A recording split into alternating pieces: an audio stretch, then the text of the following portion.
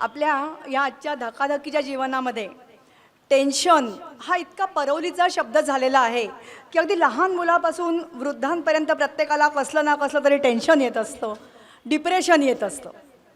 आणि याला काय करायचं तर पटकन आपण सांगतो, अहो योगासनं करा, प्राणायाम करा, नाहीतर मेडिटेशन करा आणि तुमचा मेंदू सुदृढ करा. पण मेंदू कसा सुदृढ करायचा हेच आपल्याला सांगण्यासाठी आज आपल्याकडे आलेले आहेत डॉक्टर महेश करंदीकर. डॉक्टर करंदीकर यांनी मेंदू आणि मज्जारज्जू विशारद म्हणून उच्च शिक्षण घेतल्यानंतर न्यूरोसर्जरी याच्यात विशेष प्रावीण्य KEM मुंबई येथून घेतलं आणि त्यानंतर त्यांनी पुणे येथील MS ही पदवी टॉप रँकमध्ये प्राप्त केली आहे. डॉक्टर राष्ट्रीय आणि आंतरराष्ट्रीय स्तरावर नवी दिल्ली, बेंगलोर, चेन्नई, वेल्लोर याबरोबरच सिंगापूर, बेल्जियम, फ्रान्स, US अशा अनेक ठिकाणी त्यांनी व्हिजिटिंग लेक्चर्स दिलेले आहेत आणि त्यांच्याबरोबर कामही केलेलं आहे.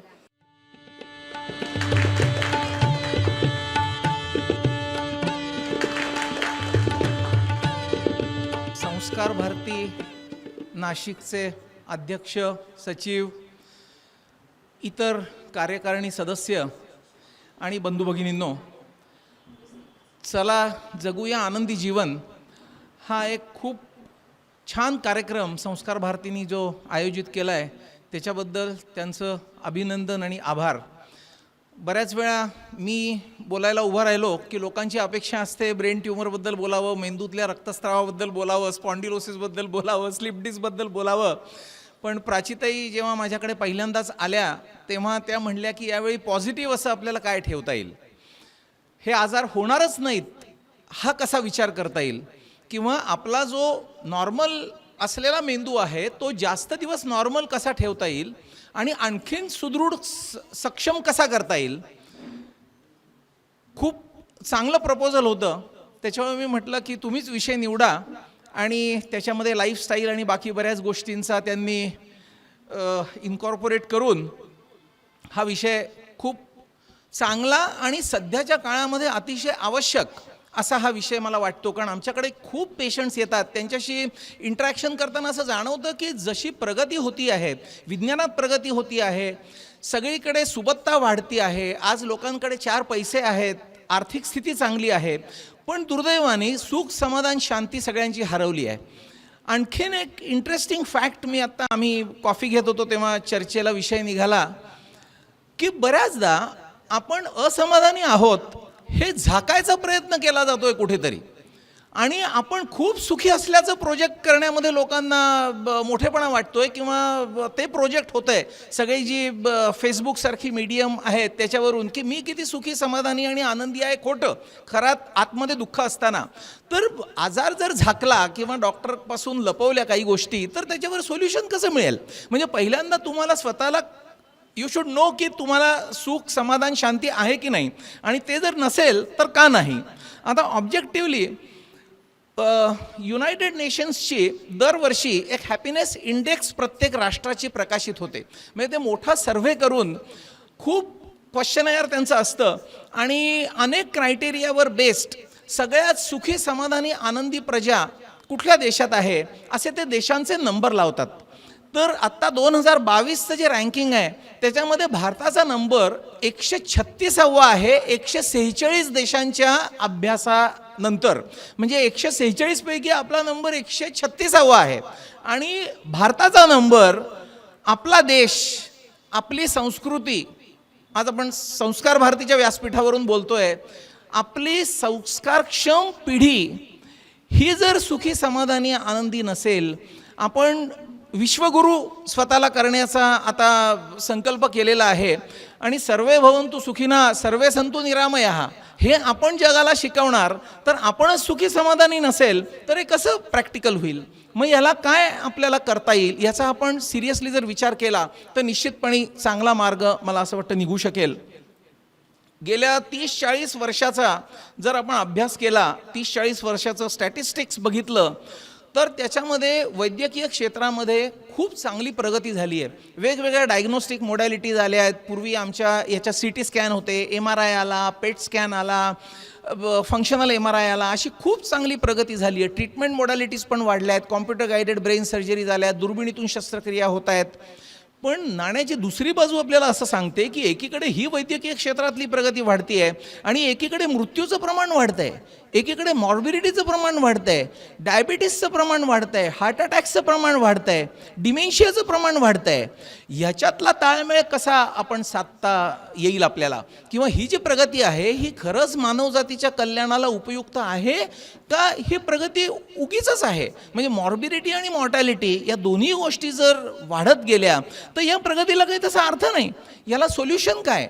मानसिक आजार वाढत आहेत आणि खूपशा शारीरिक आजारांचं किंवा डिसऑर्डर्सचं आपण म्हणूया मूळ हे मनामध्ये असतं. म्हणजे हा जो विषय आहे सशक्त मन आणि सुदृढ मेंदू, तर माणसाचं शरीर नियंत्रण करणारा हा जो मेंदू आहे, मेंदू हा एक खूप स्पेशल अवयव आहे. म्हणजे शरीरातल्या इतर सगळ्या अवयवांपेक्षा मेंदू वेगळा कसा हे जर आपण शोधायचा प्रयत्न केला तर आपल्या सगळ्यांच्या शरीरामध्ये प्रत्येक अवयवाची रचना अगदी सारखी आहे.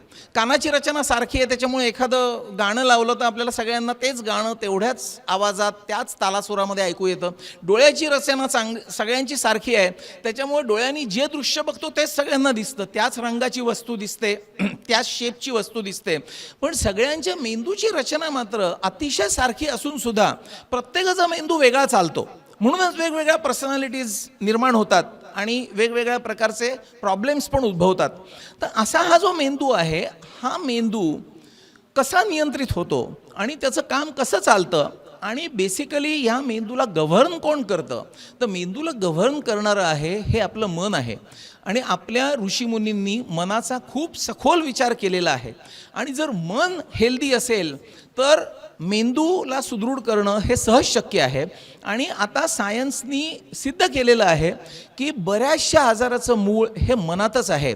आणि जीन्स, क्रोमोझोम्स, मॉलिक्युलर बायोलॉजी याच्या डिटेल्समध्ये फार आत्ता तपशिलात मी जात नाही, पण मनाचं आरोग्य राखणं हे सगळ्या दृष्टीने अतिशय हितकारक आणि उपकारक सगळ्या दृष्टीने आपल्याला ठरणार आहे.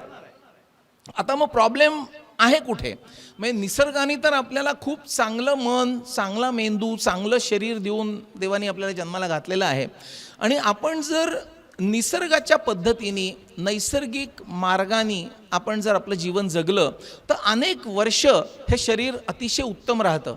महाभारताच्या युद्धामध्ये श्रीकृष्ण, भीष्म, अर्जुन, भीम यांची वय किती होती? एका बाजूला हा विचार मनात येतो आणि दुसऱ्या बाजूला आज 30, 40, 50 वर्षाच्या व्यक्तींना डिमेन्शिया होतोय. डिमेन्शिया म्हणजे मेंदू श्रिंक होऊन ओल्ड एजमध्ये 70-80व्या वर्षी जे होतं ते 30, 40, 50व्या वर्षी लोकांना होतं आहे, कारण मेंदूचं आरोग्य चांगलं नाही. आणि मेंदूचं आरोग्य चांगलं नाही याचं कारण मन स्वच्छ साफसुथरं नाही, मन कंटामिनेटेड आहे, त्यांचं मन नियंत्रणात नाही. कारण मेंदू जो आपला कार्य करतो तो मेंदूमध्ये 100 बिलियन सेल्स आहेत, इतक्या सेल्स आहेत मेंदूमध्ये, त्याला न्यूरॉन म्हणतात.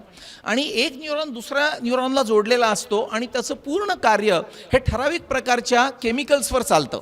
आणि वेगवेगळी जी ब्रेनमधली केमिकल्स आहेत त्या केमिकल्सच्या कॉन्सन्ट्रेशनचा बॅलन्स जर आपल्याला साधता आला तर हे मन अतिशय सशक्त होतं.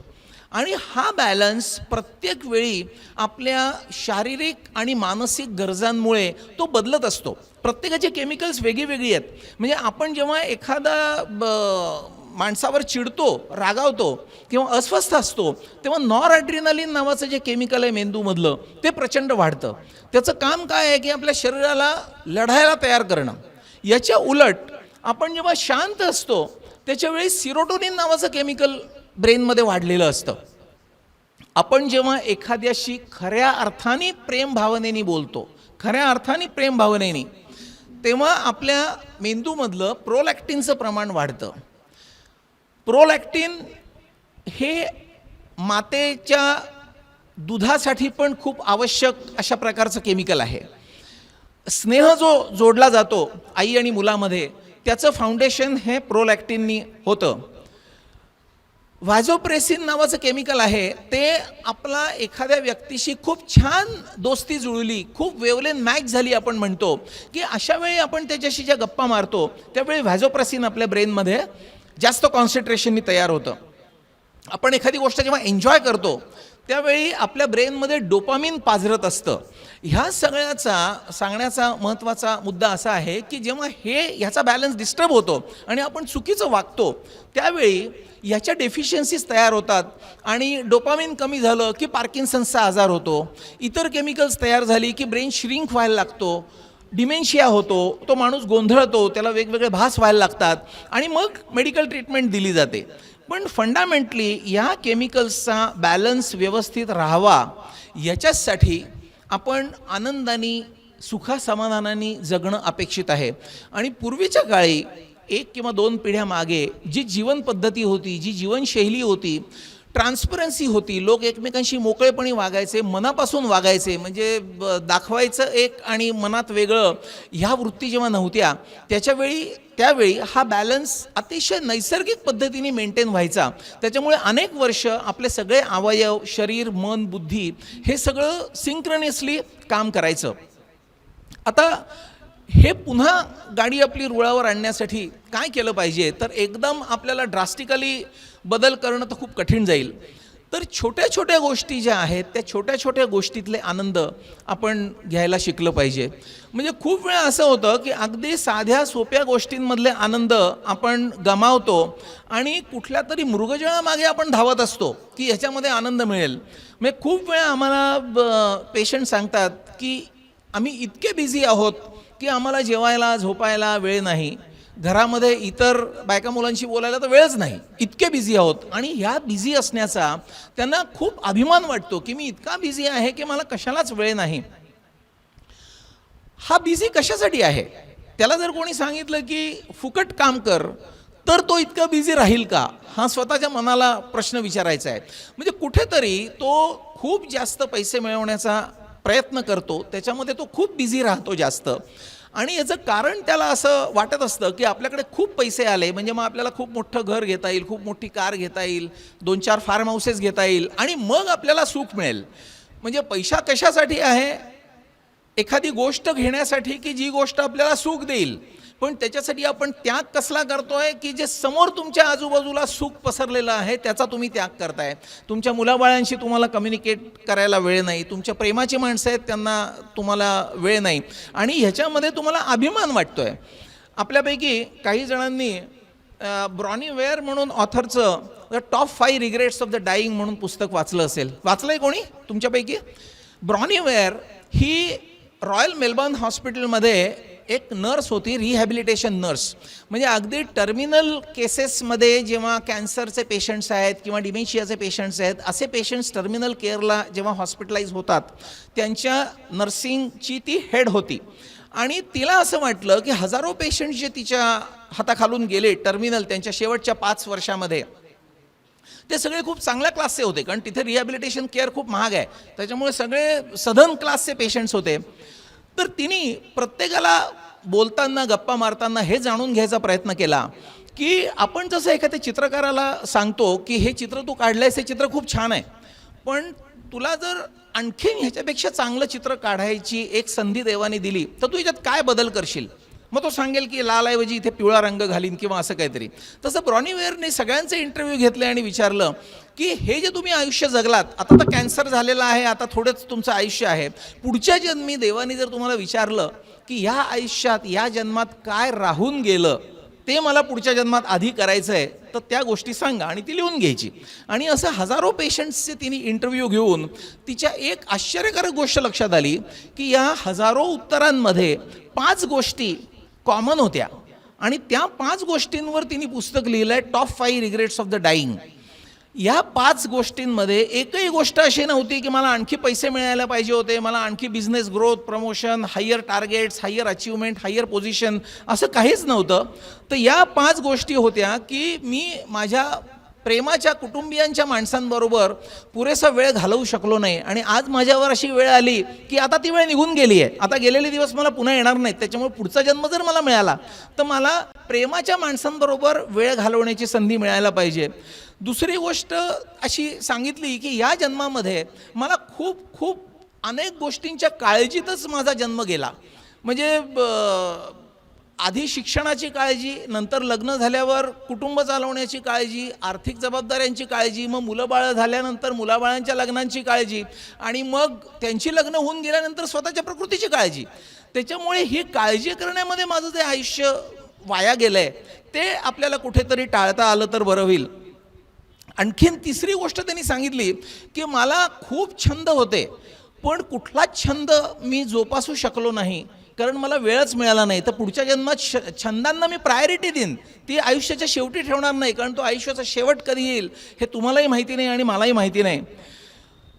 आणखीन त्याच्यात एक गोष्ट त्यांनी सांगितली की मला खूप जणांना खूप गोष्टी सांगायच्या होत्या, पण ते सांगणंच राहून गेलं. म्हणजे कधी कधी आपल्याला असं वाटतं कोणाशी आपलं जर दुमत झालं तर त्याला सॉरी म्हणावं, पण असं वाटतं नंतर काहीतरी भेटला की म्हणू, आणि तो समोर भेटायला आल्यानंतर असं वाटतं सॉरी कसं म्हणायचं, त्याच्यात कमीपणा वाटतो. तर अशा छोट्या गोष्टी शेवटच्या दिवसांमध्ये सगळ्या डोळ्यापुढे येतात आणि ही तुमची रिग्रेट्स ही जास्त सिरियस असतात.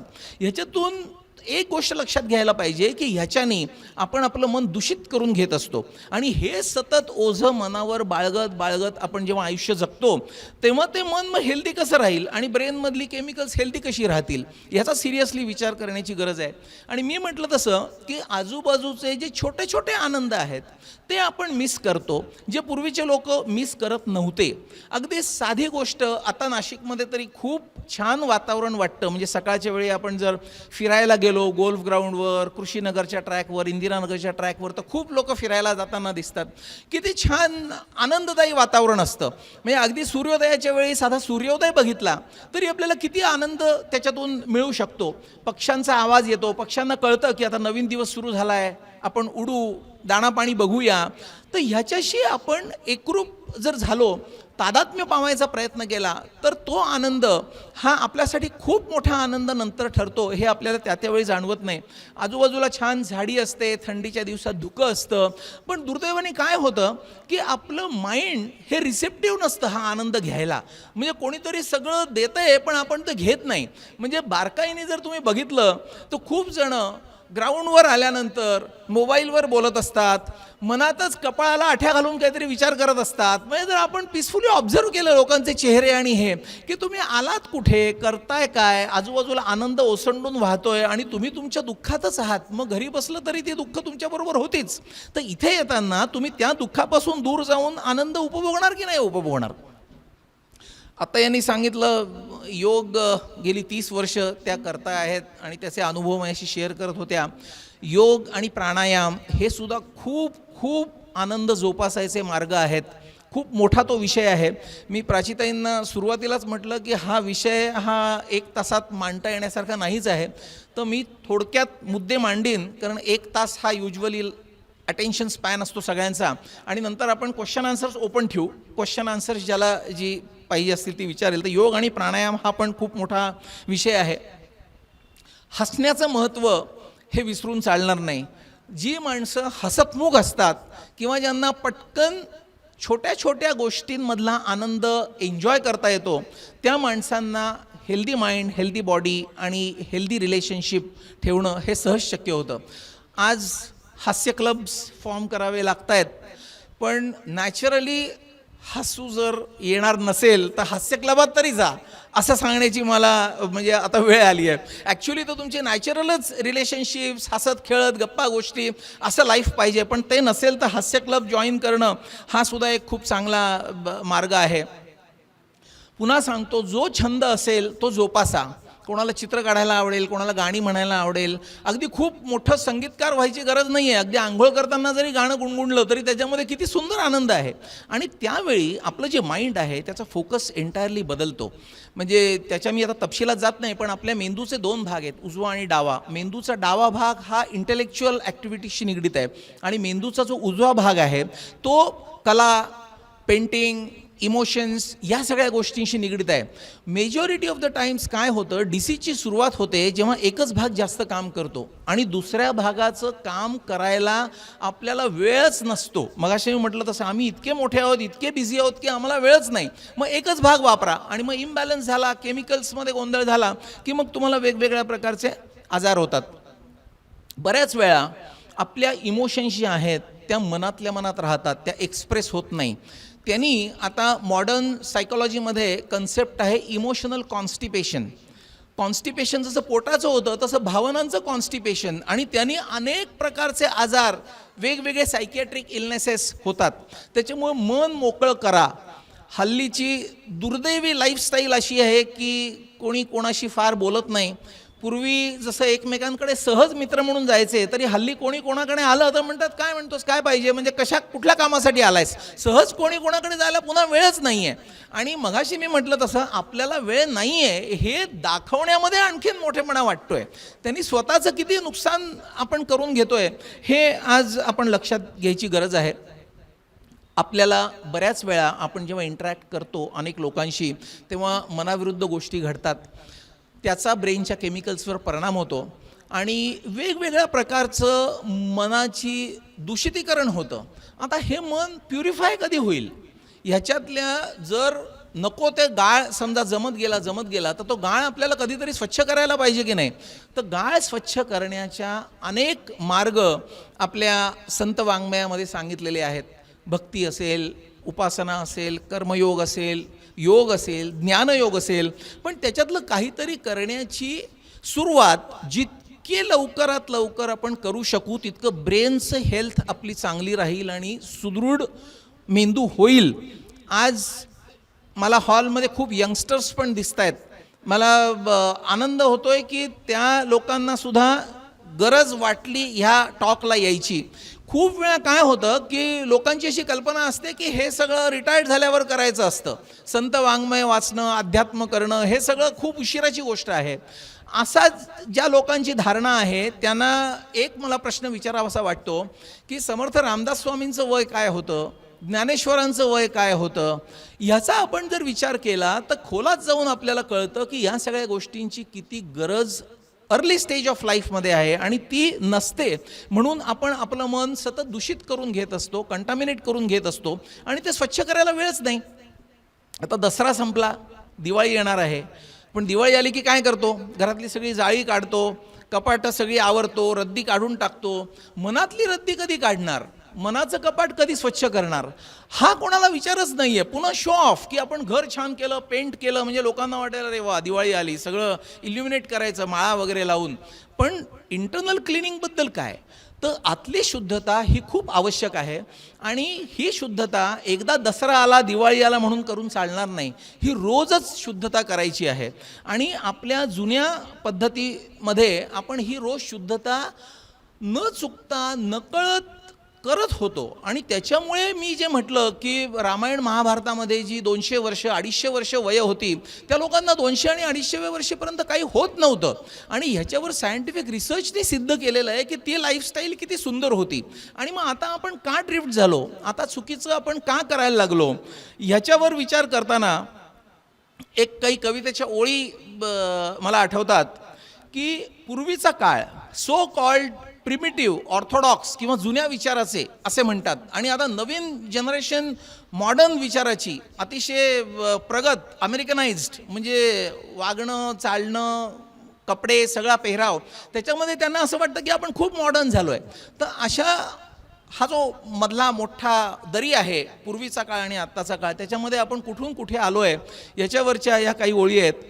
हुशारी मिळवताना शहाणपण विसरलो, समजत नाही मी घडलो की बिघडलो, तंत्रज्ञानामागे धावताना आत्मज्ञान विसरलो, पैसा ही शक्ती समजून ईश्वर भक्ती विसरलो, सुख शोधताना जीवनाचा बोध विसरलो, सुखासाठी साधने वापरताना साधना करायची विसरलो,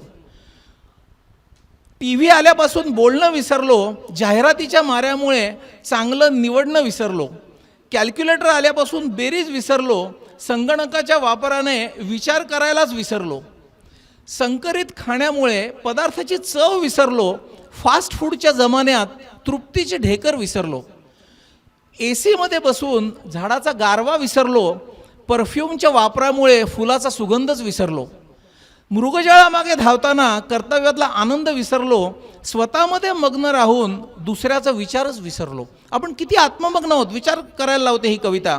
सतत धावताना क्षणभर थांबणं विसरलो, जागेपणी सुख मिळवताना सुखानं झोपणंच विसरलो. आज खूप पेशंट्स जे वेगवेगळ्या प्रकारच्या डोकेदुखीने आमच्यासाठी येतात, अगदी म्हणतात आम्ही CT स्कॅन काढू का, हे करू का, सगळं करतात. काही नसतं त्यांना. आम्हाला एक छोट्याशा मशीननी ब्रेन प्रेशर आम्ही बघतो आणि ते जर नॉर्मल असलं तर काही CT स्कॅन वगैरे करायची गरज लागत नाही, पण तेही करून येतात. पण मूलभूत त्यांना रात्रीची झोप नसते, चिडचिड होते, त्यामुळे टेन्शन येतं, त्यामुळे ब्लड प्रेशर वाढतं आणि त्यामुळे डोकं दुखत असतं. आणि हे सगळं रिव्हर्सिबल आहे. म्हणजे मला असं वाटतं, मी आमच्या डॉक्टर्सच्या भाषणांमध्येही सांगतो की आपण इरिव्हर्सिबल गोष्टींपेक्षा रिव्हर्सिबल गोष्टींवर जास्त फोकस केला पाहिजे. की अगदी टर्मिनल कॅन्सर आहे त्याला पण केअर पाहिजेच, पण तो टाळू नाही शकत. कोणी म्हटलं की माझा कॅन्सर बरा करून द्या किंवा कॅन्सरच कसं होणार नाही, तर त्याला उत्तर नाही आहे. पण ह्या सगळ्या गोष्टी, ह्या प्रिव्हेंटिव्ह स्टेप्स जर घेतल्या, आपण छोटे छोटे बदल केले तर ह्या सगळ्या गोष्टी आपण टाळू शकतो इसेन्शियली. मग हे बदल आता आपण कसे करणार, जुन्या सवयींकडे, जुन्या आचारविचारांकडे कसे जाणार, तर पहिली पायरी आहे आत्मपरीक्षण. जस्ट ट्राय टू थिंक, एक 5 मिनटं बसून की आपण काय करत होतो, किंवा आपल्या लहानपणचं आपण बघायचं, आपले आईवडील काय करत होते आणि आपण काय करतोय. अगदी सकाळी उठल्यापासून आपण जर विचार केला तर आज आपण काय बघतो सध्याच्या मॉडर्न लाईफमध्ये, सकाळी झोपेतून जाग आली की उशाशी मोबाईल ठेवलेला असतो, पहिले हातात मोबाईल घेतो आणि मेसेजेस बघतो. त्याच्यामध्ये काय होतं की डोळ्याला पण UV रेजनी हार्म होतो आणि मनावर जे अनेक प्रकारचे तरंग उठतात भलेबुरे, तुम्ही उठल्या उठल्या तुमचं मन कंटामिनेट करताय. पूर्वी काय करायचो, पूर्वी आपले आईवडील काय करायचे, उठल्या उठल्या पहिल्यांदा कराग्रे वसते लक्ष्मी, करमध्ये सरस्वती, करमूले तू गोविंदम, असं सगळं म्हणायचो ना. तर त्याचा खूप मोठा फायदा आपल्याला असा होतो की ब्रेनमध्ये सायंटिफिक स्टडीजनी असं दाखवलं आहे की आपला हार्टचा असा कार्डिओग्राम असतो तसा ब्रेनचा इलेक्ट्रोइनकेफॅलोग्राम असतो. त्याच्यामध्ये वेगवेगळ्या वेव्ज आहेत आणि मन स्थिर शांत असलं की अल्फा वेव्ज जनरेट होतात ब्रेनमध्ये. म्हणजे बरेच सायंटिफिक स्टडीज झालेले आहेत की सत्यनारायणाची पूजा किंवा आपण मनोभावे ध्यान करणं, ओंकाराचा जप करणं, ह्याच्यामध्ये अल्फा वेव्हचं प्रमाण खूप वाढलेलं असतं.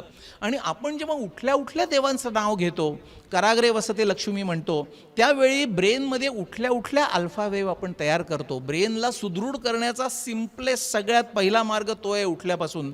त्याच्यानंतर आपण हात दोन्ही चोळतो, अनेक ॲक्युप्रेशरचे पॉईंट्स आहेत जे आपण ॲक्टिवेट करतो आणि ते ॲक्टिवेट करून पूर्ण बॉडीला आपण चार्ज करतो. याच्या उलट आपण जर मोबाईल, TV सकाळी सकाळी वापरला तर आपण आपलं मन आणि मेंदू दोन्ही सशक्त करतोय का अशक्त करतोय, हा आपल्या मनामध्ये विचार जेव्हा येईल, विचार रुजेल, त्यावेळी आपण याच्यामध्ये बदल घडवून आणू. आणि असं म्हणजे मी म्हटलं तसं पूर्ण 1 ताससुद्धा याच्यावर बोलता येईल, सकाळी उठल्यापासून रात्री झोपेपर्यंत आपण काय करतो. पण आपण विषय टच करूया आणि मग प्रश्नोत्तरांच्या वेळी काही इलॅबोरेट डिस्कशन करायचं असेल तर करूया. 5 मिनटं आत्मपरीक्षण जर केलं की आपलं काही चुकतंय का आणि कुठे बदल हवेत का, तर आपण सकाळी उठल्यापासून रात्री झोपेपर्यंत असंख्य बदल आपण निश्चितपणे पॉझिटिव्ह करू शकू. आणखी एक महत्त्वाची गोष्ट म्हणजे मनावर नियंत्रण ठेवणं, याचा अभ्यास करण्याची गरज असते. पूर्वीच्या काळी तो अभ्यास आपोआप व्हायचा. शाळेमध्ये गेल्यानंतर श्लोक म्हणून घ्यायचे, पाढे म्हणून घ्यायचे, त्यावेळी मनावर आपोआप संस्कार व्हायचे आणि मन फोकस करण्याची सवय लागायची. आजकाल ते सगळं नसल्यामुळे पेशन्स लोकांचा गेला आहे. कोणी काही बोललं की ते सहन होत नाही, लगेच सगळे न्यूरोट्रान्समीटर्स चार्जड अप होतात, नॉर ॲड्रिनालिन स्टेजला जातात आणि स्वतःचं नुकसान करून घेतात. नॉर्मली मला बरेच जण विचारतात की ध्यान कसं करायचं, योग कसा करायचा. तर आधी आपलं जे मन आहे ना, ते मन कुठल्या तरी एखाद्या गोष्टीवर एकाग्र करायच्या आधी त्याच्यात अनेक जे विचार असतात, विचारांचे तरंग असतात, ते स्थिर केले पाहिजेत. कारण मन हे माकडासारखं आहे. माकड कसं एका झाडावरून दुसऱ्या झाडावर उड्या मारतं, तसं मन सतत एका विषयावरून दुसऱ्या विषयावर, दुसऱ्या विषयावरून तिसऱ्या विषयावर असं ते जम्प करत असतं. ते एकाग्र होत नाही. त्याला सवय लावून शिकवून एकाग्र करावं लागतं. बऱ्याचदा ते कठीण याच्यासाठी असतं की आपल्याला जे विचार मनात यायला नको असतात किंवा जे विचार हार्मफुल असतात ते पहिल्यांदा मनात येतात आणि मग आपण त्याच्यातच रममाण होतो आणि त्याच्यात हरवून जातो आणि चांगले विचार विसरूनच जातो. एक प्रसिद्ध ऋषींची गोष्ट आहे की त्या ऋषींनी 15-20 त्यांचे शिष्य समोर बसले होते, आजूबाजूला छान झाडं होती आणि ऋषी पहिल्यांदाच म्हणले की मी आज तुम्हाला खूप महत्त्वाचं शिकवणार आहे. ते झाडावर खूप माकडा आवाज करतायत, त्यांच्या आवाजाकडे अजिबात तुम्ही लक्ष देऊ नका, मी काय म्हणतोय तिकडे लक्ष द्या. 10 मिनटं सगळी चर्चा झाली, डोळे मिटून बसायला लावलं आणि सगळ्यांच्या मनात त्या माकडांचे विचार आणि माकडांचे आवाजच होते.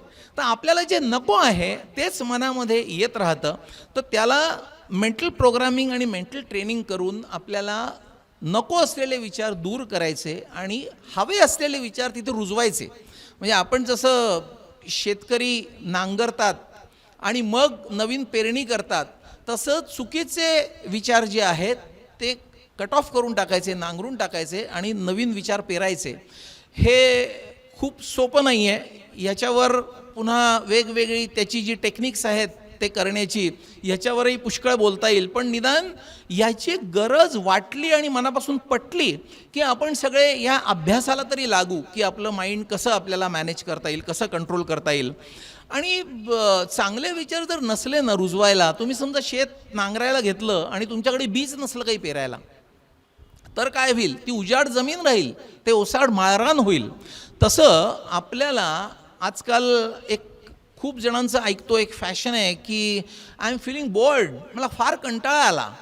कंटाळा यायला मन रिकामं ठेवायला म्हणजे तुम्ही ओसाड जमीन ठेवून दिली आहे. म्हणजे मनामध्ये चांगले विचार, चांगलं वाचन, चांगले श्लोक, संगीत, कला, ह्याला तुम्हाला म्हणजे eyes do not see what mind doesn't know असं म्हणतात की आपल्याला ते माहितीच नाही आहे का. म्हणजे गीतेमध्ये दैवी संपत्ती आणि असुर संपत्ती याचं खूप सखोल वर्णन आहे. तर आपण जर स्वतःची पर्सनॅलिटी ॲनालाइज केली की माझ्याकडे दैवी गुण किती आहेत आणि आसुरी गुण किती आहेत, आणि जर आसुरी गुणांचं तण मला काढून टाकायचं असलं आणि दैवी गुण रुजवायचे असले तर मला काय केलं पाहिजे, आणि ते काहीतरी प्रयत्न मी फुल ना फुलाची पाकळी तरी करतोय का, त्या अभ्यासाला मी सुरुवात केली आहे का, आणि नाही तर मी ती कधी करणार, हा प्रश्न आपण स्वतः विचार केला पाहिजे. आणि सुरुवात अगदी मनाच्या श्लोकांपासून सुद्धा करता येईल की रामदास स्वामींनी 205 मनाचे श्लोक इतके समर्पक लिहिलेले आहेत की माइंड मॅनेजमेंटला मनाच्या श्लोकांपेक्षा हायर लेवल ऑफ न्यूरोसायकोलॉजी नाहीच आहे, असं मॉडर्न सायकोलॉजिस्ट सुद्धा जगभरचे मान्य करतायत. आता त्याच्यावर खूप काम चाललं आहे मनाच्या श्लोकांवर. सिंपल गोष्टी सांगितल्या, जनी निंद्यते सर्व सोडून द्यावे, जनी वंद्यते सर्व भावे करावे. आत्ता मी जे सांगितलं तेच, चुकीच्या गोष्टी काढून फेकून द्यायच्या आणि मात्र चांगल्या गोष्टींचं बी हातात तयार ठेवायचं रुजवायला, नाही तर ती जमीन ओसाडच राहील. मग प्रॉब्लेम येतो कुठे? म्हणजे ही थेरी पण खूप लोकांना कळते, पण तरी ते वाईटच गोष्टी करत राहतात. का करतात याचा जर विचार ते करायला लागले तर त्यांच्या लक्षात येईल की हा जो प्रॉब्लेम आहे मनाचा, हा काल आज नाही आहे, हा शेकडो नाही, हा काही हजार वर्षापूर्वीपासूनचा आहे. महाभारतामध्ये दुर्योधनाने श्रीकृष्णाला प्रश्न विचारला आहे की हे श्रीकृष्णा, माझं मन माझ्या नियंत्रणामध्ये राहत नाही, आणि त्यांनी सांगितलं आहे की चांगलं करायची मला इच्छा आहे पण मी करू शकत नाही. म्हणजे दुर्योधन कृष्णाला विचारतो, जानामि धर्मम नचमे प्रवृत्ती, धर्म काय मला माहिती आहे पण ते करायची माझी प्रवृत्तीच होत नाही, आणि जानामि अधर्मम नचमे निवृत्ती, की मला अधर्म काय हे पण माहिती आहे पण मी त्याच्यापासून दूर जाऊच शकत नाही.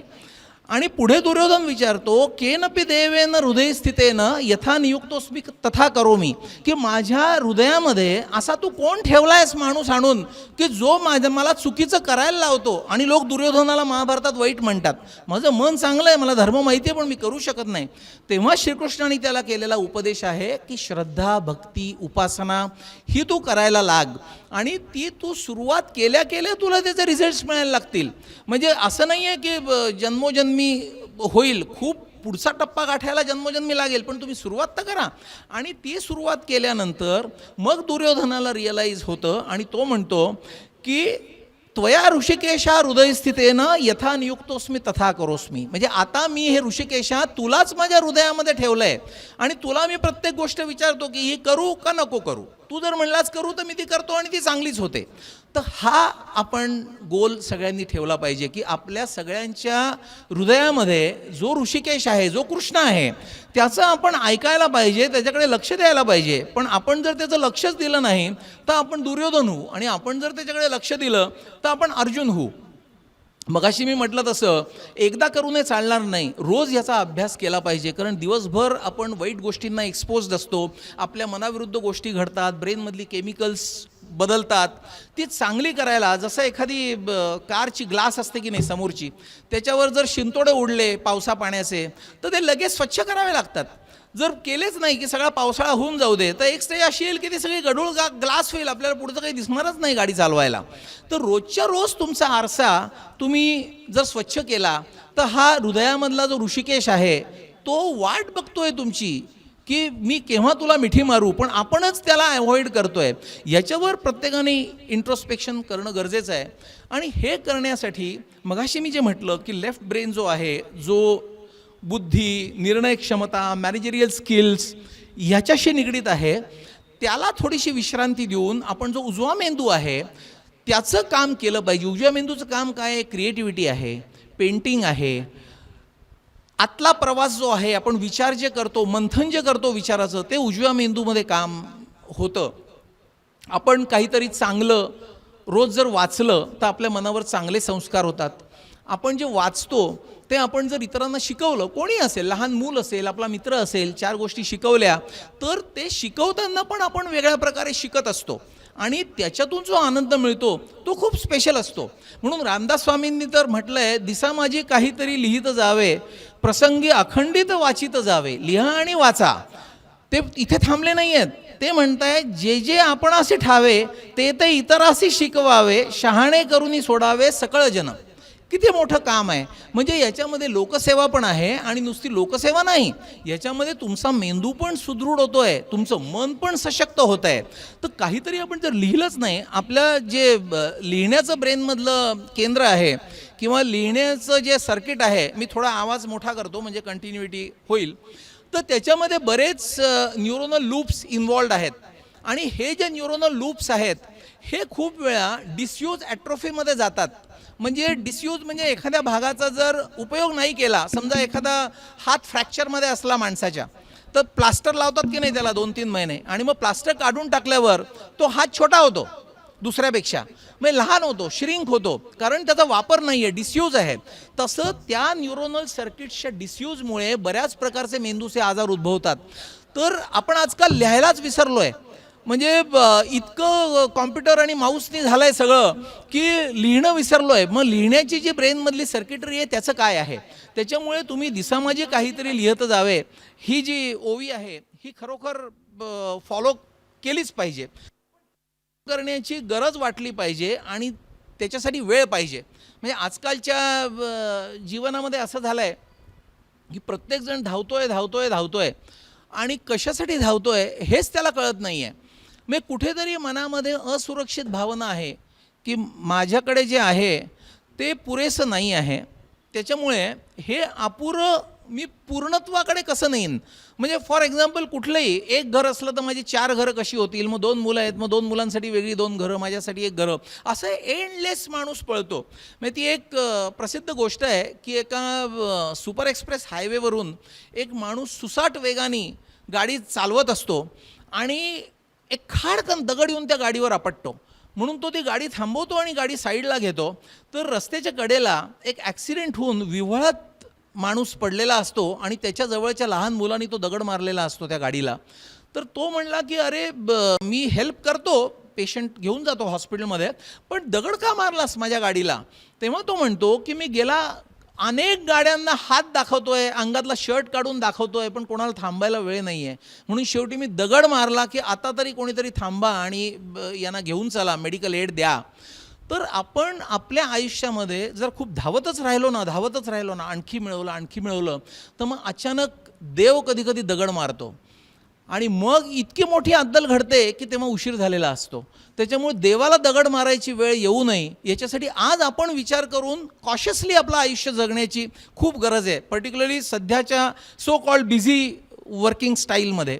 आणि ह्याच्यासाठी टाईम मॅनेजमेंटची खूप गरज आहे. आपण लॅपटॉपमध्ये किंवा कॉम्प्युटरमध्ये असंख्य विंडोज ओपन करून ठेवतो ना, त्यावेळी खूप रॅमवर लोड येतो. तसं आपण आपल्या मेंदूमध्ये अनेक Windows at a time open करतो. समोर कोणाशी तरी आपण बोलत असतो, त्याच्याच वेळी मोबाईल फोन येतो, एकीकडे घरात आत काय चाललं आहे तिकडे लक्ष असतं, बायकांना दूध तापत ठेवलेलं असतं, नळ सोडलेला असतो कुठेतरी, आणि त्याच्यामध्ये अभिमान असतो की मी एवढ्या गोष्टी ॲट अ टाईम करू शकतो किंवा करू शकते. तर हे तुम्ही खूप जास्त झीज ब्रेनची करून घेताय. हे करणं चुकीचं नाही आहे, हे अभिमानास्पद नाही आहे. म्हणजे जसं आपण एखादी सिलेक्टेड यूज असलेली कार असली ना, खूप कमी चालते, त्याचे टायर्स जास्त टिकतात, आणि एखादी ट्रॅव्हलवाल्याची गाडी असते ती रोजच फिरत असते, तर त्याची टायर्स झिजून गुळगुळीत होतात. तर आपला ब्रेन ओव्हर यूज करून झिजवून टाकायचा लवकर. आणि 40व्या वर्षी आजकाल सॉफ्टवेअरमध्ये खूप पॅकेजेस आहेत, आणखीन मोठं पॅकेज, आणखीन काम, ही जी रॅट रेस चालू आहे यांनी ते ओव्हरबर्न करतात त्यांचा ब्रेन. आणि बऱ्याच ओव्हरबर्न ब्रेन्समध्ये प्रीसेनाईल डिमेन्शिया म्हणजे म्हातारपणी याच्या आधीच आलेला डिमेन्शिया होतो. म्हणूनच सॉफ्टवेअर इंडस्ट्रीमध्ये एक फेमस टर्म आहे, अर्न अँड बर्न. तुम्ही पैसे मिळवा आणि जळा, हेच इक्वेशन आहे. मग त्यात काही जण सुवर्णमध्य काढतात की नाही, मी 40पर्यंत इतके पैसे मिळवून घेईन की नंतर मग एकदम आराम करीन. पण आपण रविवारी आठवड्याभराचं जेवून टाकू शकतो का? नाही जेवून टाकू शकत. की आठवड्यावर उपास करणे, रविवारी सगळं जेवून घेईन, तसं झालं हे. त्याच्यामुळे एका ठराविक पद्धतीची जी लाईफस्टाईल आहे ती लाईफस्टाईलच खूप आवश्यक आहे.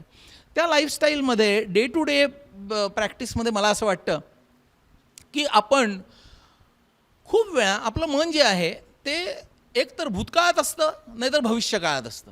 पुढची काळजी असते की मुलांचं कसं होईल, माझे पैसे कसे वाढतील, मी कुठे ट्रिपला जाणार आहे त्याचं प्लॅनिंग कसं करू, किंवा मागे घडलेल्या गोष्टींमध्ये मन असतं.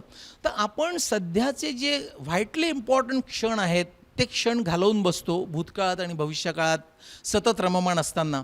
तर त्याची आपण प्रॅक्टिस करून प्रेझेंटमध्ये जर जगायला शिकलो तर आपण खूप आनंदी होऊ शकू. म्हणजे ह्या एकाच मंत्राने खूप आनंदी होऊ शकू. लहान मूल असतं की नाही, लहान मुलाला जर काही तो पडला खेळताना, त्याच्यानंतर आपण त्याला काहीतरी नवीन एक खेळणं दिलं, तर थोड्या वेळाने आपण जर जाऊन बघितलं 10 मिनिटांनी तो नवीन खेळण्यामध्ये छान रममाण झालेला असतो. आपल्याला आपण काही पडलो होतो, काही खरचटलं विसरून सुद्धा जातो. तो भूतकाळ झाला. आत्ता माझ्या हातात छान खेळणं आहे, हे मला एन्जॉय करू दे. मी कसा पडलो, का पडलो, हेच जर ॲनालाइज करत बसला दिवसभर तर त्याचं पूर्ण दिवस जाईल. आणि एक आणखीन महत्त्वाची गोष्ट आहे की जो अनुभव येतो आपल्याला, म्हणजे आयुष्यामध्ये, मुलाचं उदाहरण ठीक आहे, पण आयुष्यामध्ये आपल्याला बरे वाईट अनुभव येतात. त्या अनुभवातून शिकणं पण आवश्यक असतं. पण अनुभवातून शिकणं वेगळं आणि त्या अनुभवामध्येच दुःखाचं काउंट करत बसणं आणि आपलं नुकसान करून घेणं हे वेगळं. म्हणजे एक जुनी कविता आहे की इतिहासाचे अवजड ओझे डोक्यावर ना घेऊनी नाचा, इतिहासाचं ओझं डोक्यावर ना घेऊनी नाचा, करूनी पदस्थल त्यांचे चढूनी त्यावर भविष्य वाचा. की तुम्ही त्याच्यावरून शिका की मी काय करायला पाहिजे होतं या अनुभवातून, आणि त्यांनी मी माझा पुढचा फ्युचर प्लॅन ऑफ ॲक्शन ठरवणार आहे. माझं भविष्य मी त्या पास्टवर ठरवणार आहे. पण मी पास्टमध्ये पण राहणार नाही आहे, फ्युचरमध्ये पण राहणार नाही आहे. मी प्रेझेंट मोमेंटमध्ये जगणार आहे. पण त्या जगण्यातले जे निर्णय असतील, it will be based on the wisdom which I learn from my past experiences. तर याची आपण प्रॅक्टिस करणं खूप आवश्यक आहे. म्हणजे आमच्याकडे यंग स्ट्रोक्सचे पेशंट येतात, सडनली पॅरालिसिस होतो हल्ली तरुण मुलामुलींमध्ये, खूप ओव्हरवर्क झाल्यामुळे. पण नंतर बऱ्याच जणांना त्याचं महत्त्व कळतं आणि नंतर ते एकदम बदलतात. They change their whole lifestyle. मग ते स्वतःचं 100 किलो वजन असतं ते कमी करतात, डाएट फॉलो करतात, व्यायाम करतात, वेळ देतात. तर हा अनुभव आहे. अनुभवातून शिकला तो, की एकदा देवानी छोटीशी अद्दल घडवली, त्याच्यातून बाहेर आला आणि शिकला. पण जे शिकतच नाहीत ते पुन्हा पुन्हा पुन्हा पुन्हा त्याला एक्सपोज होत राहतात आणि मग they reach a path of no return. आणि शारीरिकच जर स्वास्थ्य नसेल तर माणूस पुढे काही करूच शकत नाही ना, म्हणजे इतर लाईफस्टाईल मॉड्युलेशन. त्याच्यामुळे शरीर, नियमित व्यायाम, आहार हे बेसिक फाउंडेशन आहे. पण नुसतं तिथे थांबून चालत नाही. मनाच्या शुद्धीसाठी आपण म्हटलं तसं की वाईट विचारांना तिलांजली देऊन चांगल्या विचारांचा फोकस वाढवला पाहिजे. आणि त्याला आपण आत्ताच म्हटलं तसं अध्यात्माची सुरुवात ही रामदास स्वामी ज्ञानेश्वरांनी जशी खूप तरुण असताना केली, तशी आपण जितक्या लवकर करू तितकं आपल्याला देवावर विश्वास बसतो. देव म्हणजे जी शक्ती आहे, जी विश्वाचं नियंत्रण करते, त्या शक्तीवर एकदा नियंत्रण आपण आणू शकलो की रेसिप्रोकेट होतं. तो आपल्याला कशा पद्धतीने नियंत्रित करतो ते, आणि तो आपल्याला चांगल्याच पद्धतीने नियंत्रित करणार. आपले आई वडील जशी आपली काळजी घेतात तसं प्रत्यक्ष ईश्वरी शक्ती जर आपली काळजी घ्यायला लागली तर आपलं आरोग्य, आपला मेंदू आणि आपलं मन का नीट राहणार नाही. पण ती श्रद्धा हवी. खूप वेळा काय होतं, लोकांना असं वाटतं की अरे मी तर इतकं देवाचं करतो, पण माझ्यावर ही वेळ आणली ना, आता उद्यापासून काहीच करणार नाही, देवावर राग. तर असं नसतं. म्हणजे आपण म्हणतो तसं की आयुष्यात चढ उतार असतातच, पण ते चढ उतार पचवायची शक्ती तुम्हाला मिळणार कुठून? श्रद्धा असल्याशिवाय. तर श्रद्धा हे अतिशय मूलभूत फाउंडेशन आहे, आणि ते जर नसेल तर तुमचे पुढचे सगळे जे एफर्ट्स आहेत ते एफर्ट्स सगळे निगेटिव्ह गोष्टींकडे जातील, आणि निगेटिव्हिटी आपल्या आजूबाजूला असणारच आहे. आपण असं काही म्हणू शकत नाही की अहो माझ्या ना आजूबाजूला सगळंच निगेटिव्ह आहेत, सगळी लोकं वाईट, माझ्या घरातली लोकं वाईट, माझ्या आजूबाजूची लोकं वाईट. त्याच लोकांना घेऊन जगायचं आहे, त्याच लोकांना घेऊन आपल्याला पुढे जायचं आहे. निगेटिव्हिटीकडे बघण्याचा दृष्टिकोन आपण बदलणं गरजेचं आहे. मग खूप वेळा वर्क प्लेसेसमध्ये काय होतं, टीका करणारे लोक असतातच. तुम्ही काहीही केलं तरी टीका करतात. आत्ता मी जसं सांगितलं की भूतकाळातून शिका की समोरचा माणूस जो आपल्यावर टीका करतो आहे त्या टीकेत खरंच टीका करण्यासारखं काही आहे का, मी काही चुकीचं करतोय का, हे स्वतःला विचारा. जर ती सयोग्य टीका असेल तर यू इम्प्रोवाइज, आपण आपल्यामध्ये बदल करायचा प्रयत्न करा. आणि जर ती टीका चुकीची असेल तर आपण लक्ष कशाला द्यायचं, आपण स्वतःला प्रोटेक्ट करायचं. आणि ते प्रोटेक्ट करण्यासाठी आपलं सायकोलॉजिकल शील्ड आपल्या आजूबाजूला तयार करायचं, म्हणजे त्याची निगेटिव्हिटी आपल्या आनंदावर विरजण घालू शकत नाही. आपण पाऊस बाहेर असला, आत्ताच अजून पण पाऊस आहे, संपत नाही आहे, तर आपण सगळे कामधंदे सोडून घरात बसू का? नाही. आपण काय करणार, छत्री घेणार आणि बाहेर जाणार. छत्रीवर पाणी पडेल आणि ते जाईल, आपण ओले होणार नाही. तसं क्रिटिसिझम जर अनजस्ट क्रिटिसिझम असेल, अनावश्यक क्रिटिसिझम असेल, तर खूप वेळानं लोकांचं इन्स्पिरेशन निघून जातं, मोटिवेशन जातं, ते डिप्रेशनमध्ये जातात just because others R criticising. तेव्हा ॲनलाइज करण्याची गरज आहे की criticism should be taken positively. जर इम्प्रूव्ह करण्याची संधी त्या क्रिटिसिझम तुम्हाला देत असेल तर welcome that criticism, improve your self. पण जर ते निगेटिव्ह क्रिटिसिझम असेल तर ते छत्रीवरच्या पाण्यासारखं विसरून जायचं, सोडून द्यायचं. मगाशी आणखीन एक आनंदापासून आपल्याला दूर नेणारा फॅक्टर आपण कन्सिडर केला, तो म्हणजे पैसा. किती मिळवायचा, कसा मिळवायचा, पुरेसा किती, ह्याची उत्तरं शोधत बसलात तर तो पुरेसा कधीच मिळणार नाही. आणि त्या एफर्ट्समध्ये आपण मगाशी जसं कवितेमध्ये म्हटलं तसं पैसा मिळवायचा सुख समाधानासाठी, शांत झोप लागावी म्हणून, पण तो जर चुकीच्या मार्गाने अति मिळवायचा प्रयत्न केला तर ती झोपच जाते. म्हणजे असं म्हणतात की with money you can buy a bed but you cannot buy sleep. आणि हे तारतम्य जे आहे, हे तारतम्य ज्याला कळलं तो पैशाचा योग्य वापर करू शकेल आणि त्याच्यामध्ये अनवॉन्टेड एफर्ट्स घालणार नाही. म्हणजे पैसा हे शेवटी देवता आहे. आपण लक्ष्मीची पूजा करतो नाही, आता लक्ष्मीपूजन येईल. लक्ष्मी अतिशय आवश्यक आहे, पैसा हा आवश्यकच आहे. म्हणजे चाणक्य नीतीमध्ये सुद्धा त्यांनी दारिद्र्यापेक्षा जास्त दुःख नाही असं म्हटलं आहे.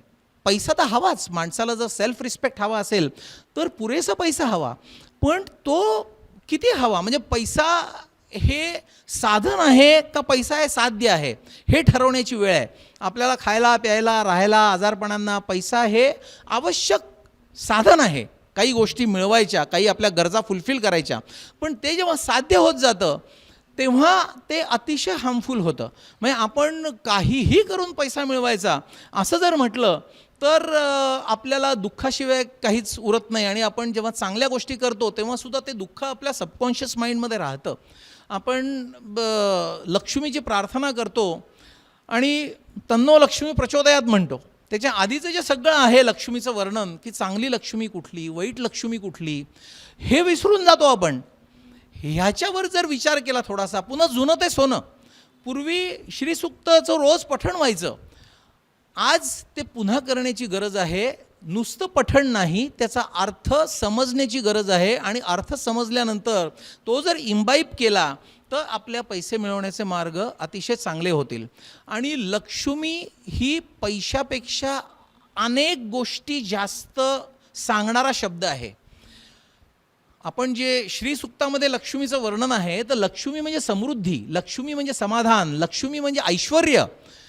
लक्ष्मी म्हणजे नुसता पैसा नाही. लक्ष्मीचे जे अनेक प्रकार वर्णन केले आहेत त्याच्यामध्ये धनलक्ष्मी हा एक प्रकार आहे. धन ही लक्ष्मी आहे. दुसरी धान्य लक्ष्मी आहे, की धान्याचा पण आपल्याकडे भरपूर धनधान्य आपल्याला असलं पाहिजे समृद्धीच्या अर्थाने, खऱ्या अर्थाने. गजलक्ष्मी याला पण महत्त्व दिलेलं आहे, की हत्तीवर बसून येणारी लक्ष्मी तीच तुमच्याबरोबर राहील आणि तीच तुम्हाला उपकृत करेल, दुसरी नाही. हत्तीवर बसून येणारी म्हणजे काय, वाजत गाजत सगळ्यांना सांगून येणारी, टेबलाखालून येणारी लक्ष्मी नाही, गजलक्ष्मी. दुसरी आहे वीरलक्ष्मी. आपल्यामध्ये शौर्य पाहिजे. जर अधर्म असेल तर आपण तो सहन नाही करायचा, ॲट एनी स्टेज सहन नाही करायचा. ती वीरलक्ष्मी आहे. मुलंबाळं चांगली पाहिजेत, मुलंबाळं चांगली शिकली पाहिजेत, चांगली संस्कार त्यांच्यावर आपण केले पाहिजेत, संतानलक्ष्मी. आणि हे जर सगळं झालं तर आपल्या डे टू डे गोल्समध्ये आपल्याला विजय मिळत राहतो, विजयलक्ष्मी. तर ह्या ज्या सगळ्या लक्ष्मीचं म्हणजे खरं श्रीसूक्त, आता पुन्हा म्हटलं तसं आत्ता विषय तो नाही आहे, पण हे जर सखोल आपण जुन्या पद्धतीकडे पुन्हा गेलो तर ह्या सगळ्याचं मॅन्युअल दिलेलं आहे आपल्याला, कसं वागायचं आणि काय करायचं. आणि त्याच्यापासून जेव्हा आपण दूर जातो आहे तेव्हा आपल्याला मनाची शांती आपण हरवून बसतो आहे फॉर नो रिझन. आणि अति तिथं माती होतं, तशी आज परिस्थिती आहे. स्वतः अल्बर्ट आईन्स्टाईनचं एक फेमस स्टेटमेंट आहे, की try not to become a man of success but rather try to become a man of value. आजकाल सो कॉल्ड सक्सेसच्या व्याख्या बदलल्या आहेत. सक्सेसफुल होणं कशाला म्हणायचं याची फ्रेम ऑफ रेफरन्स बदलली आहे. आणि काहीही करून मी त्या पोझिशनवर जाऊन सक्सेसफुल जर झालो, लोकांनी माझं कौतुक केलं तरच मला आनंद मिळेल, अशी लोकांची व्याख्या झालेली आहे. ती व्याख्या अतिशय चुकीची आपल्या जुन्या फ्रेम ऑफ रेफरन्सप्रमाणे आहे, जिथे विचारांना महत्त्व होतं, मूल्यांना महत्त्व होतं आणि ते विचार, ती चांगली मूल्य, सुख, समाधान, शांती आपल्याला देत होती. चांगलं काय, आपण मगाशी असं दुर्योधनाचं म्हटलं, आणि वाईट काय हे आपल्या मनामध्ये एकदा क्लिअर असलं आणि ते आपण जर फॉलो केलं तर निश्चितपणे केलेली प्रत्येक गोष्ट ही आपल्याला आनंदच देऊन जाईल. आपल्या मुंडक उपनिषदामध्ये खूप डिटेल्ड सविस्तर वर्णन दिलेलं आहे. चांगलं काय आणि वाईट काय, श्रेयस काय आणि प्रेयस काय. प्रेयस, प्रिय एखादी गोष्ट वाटली की आत्ता करून टाकावी, लॉंग टर्म विचार न करता, की ती तात्पुरतं सुख देते, क्षणिक आनंद देते, पण त्याचे जे कॉन्सिक्वेन्सेस असतात ते आपल्याला वर्षानुवर्ष आनंदापासून वंचित ठेवतात. आणि श्रेयस असतं ते आत्ता आपल्याला कदाचित दुःख देईल पण वर्षानुवर्ष आनंद देतं. तर आपण श्रेयसाची वाट धरली पाहिजे, प्रेयसाची नाही.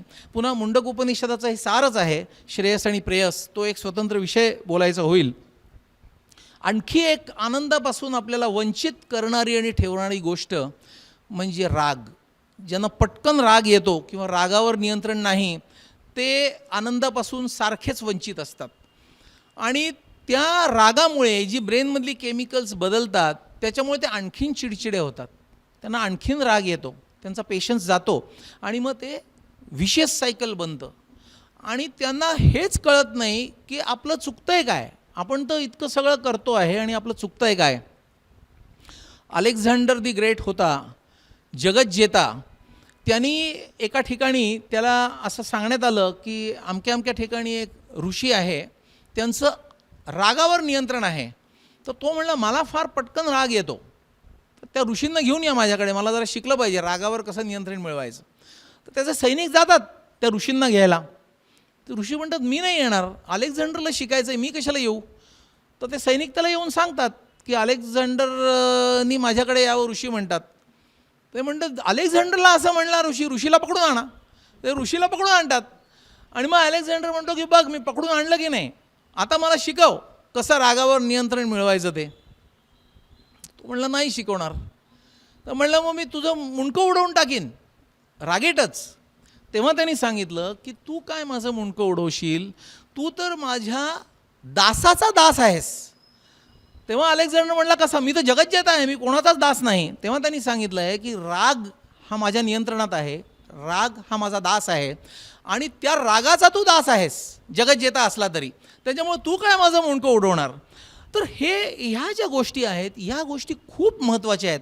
मी म्हटलं तसं हे खूप खूप मोठे विषय आहेत, एकेका विषयावर खूप इलॅबोरेट बोलता येईल, पण फक्त पॉईंट जरी आपण लक्षात ठेवले तरी आपल्याला किती गोष्टींवर किती फ्रंट्सवर सुधार करता येणं सहज शक्य आहे डे टू डे लाईफमध्ये, आणि आपलं मन सशक्त करता येणं शक्य आहे हे आपल्या लक्षात येईल.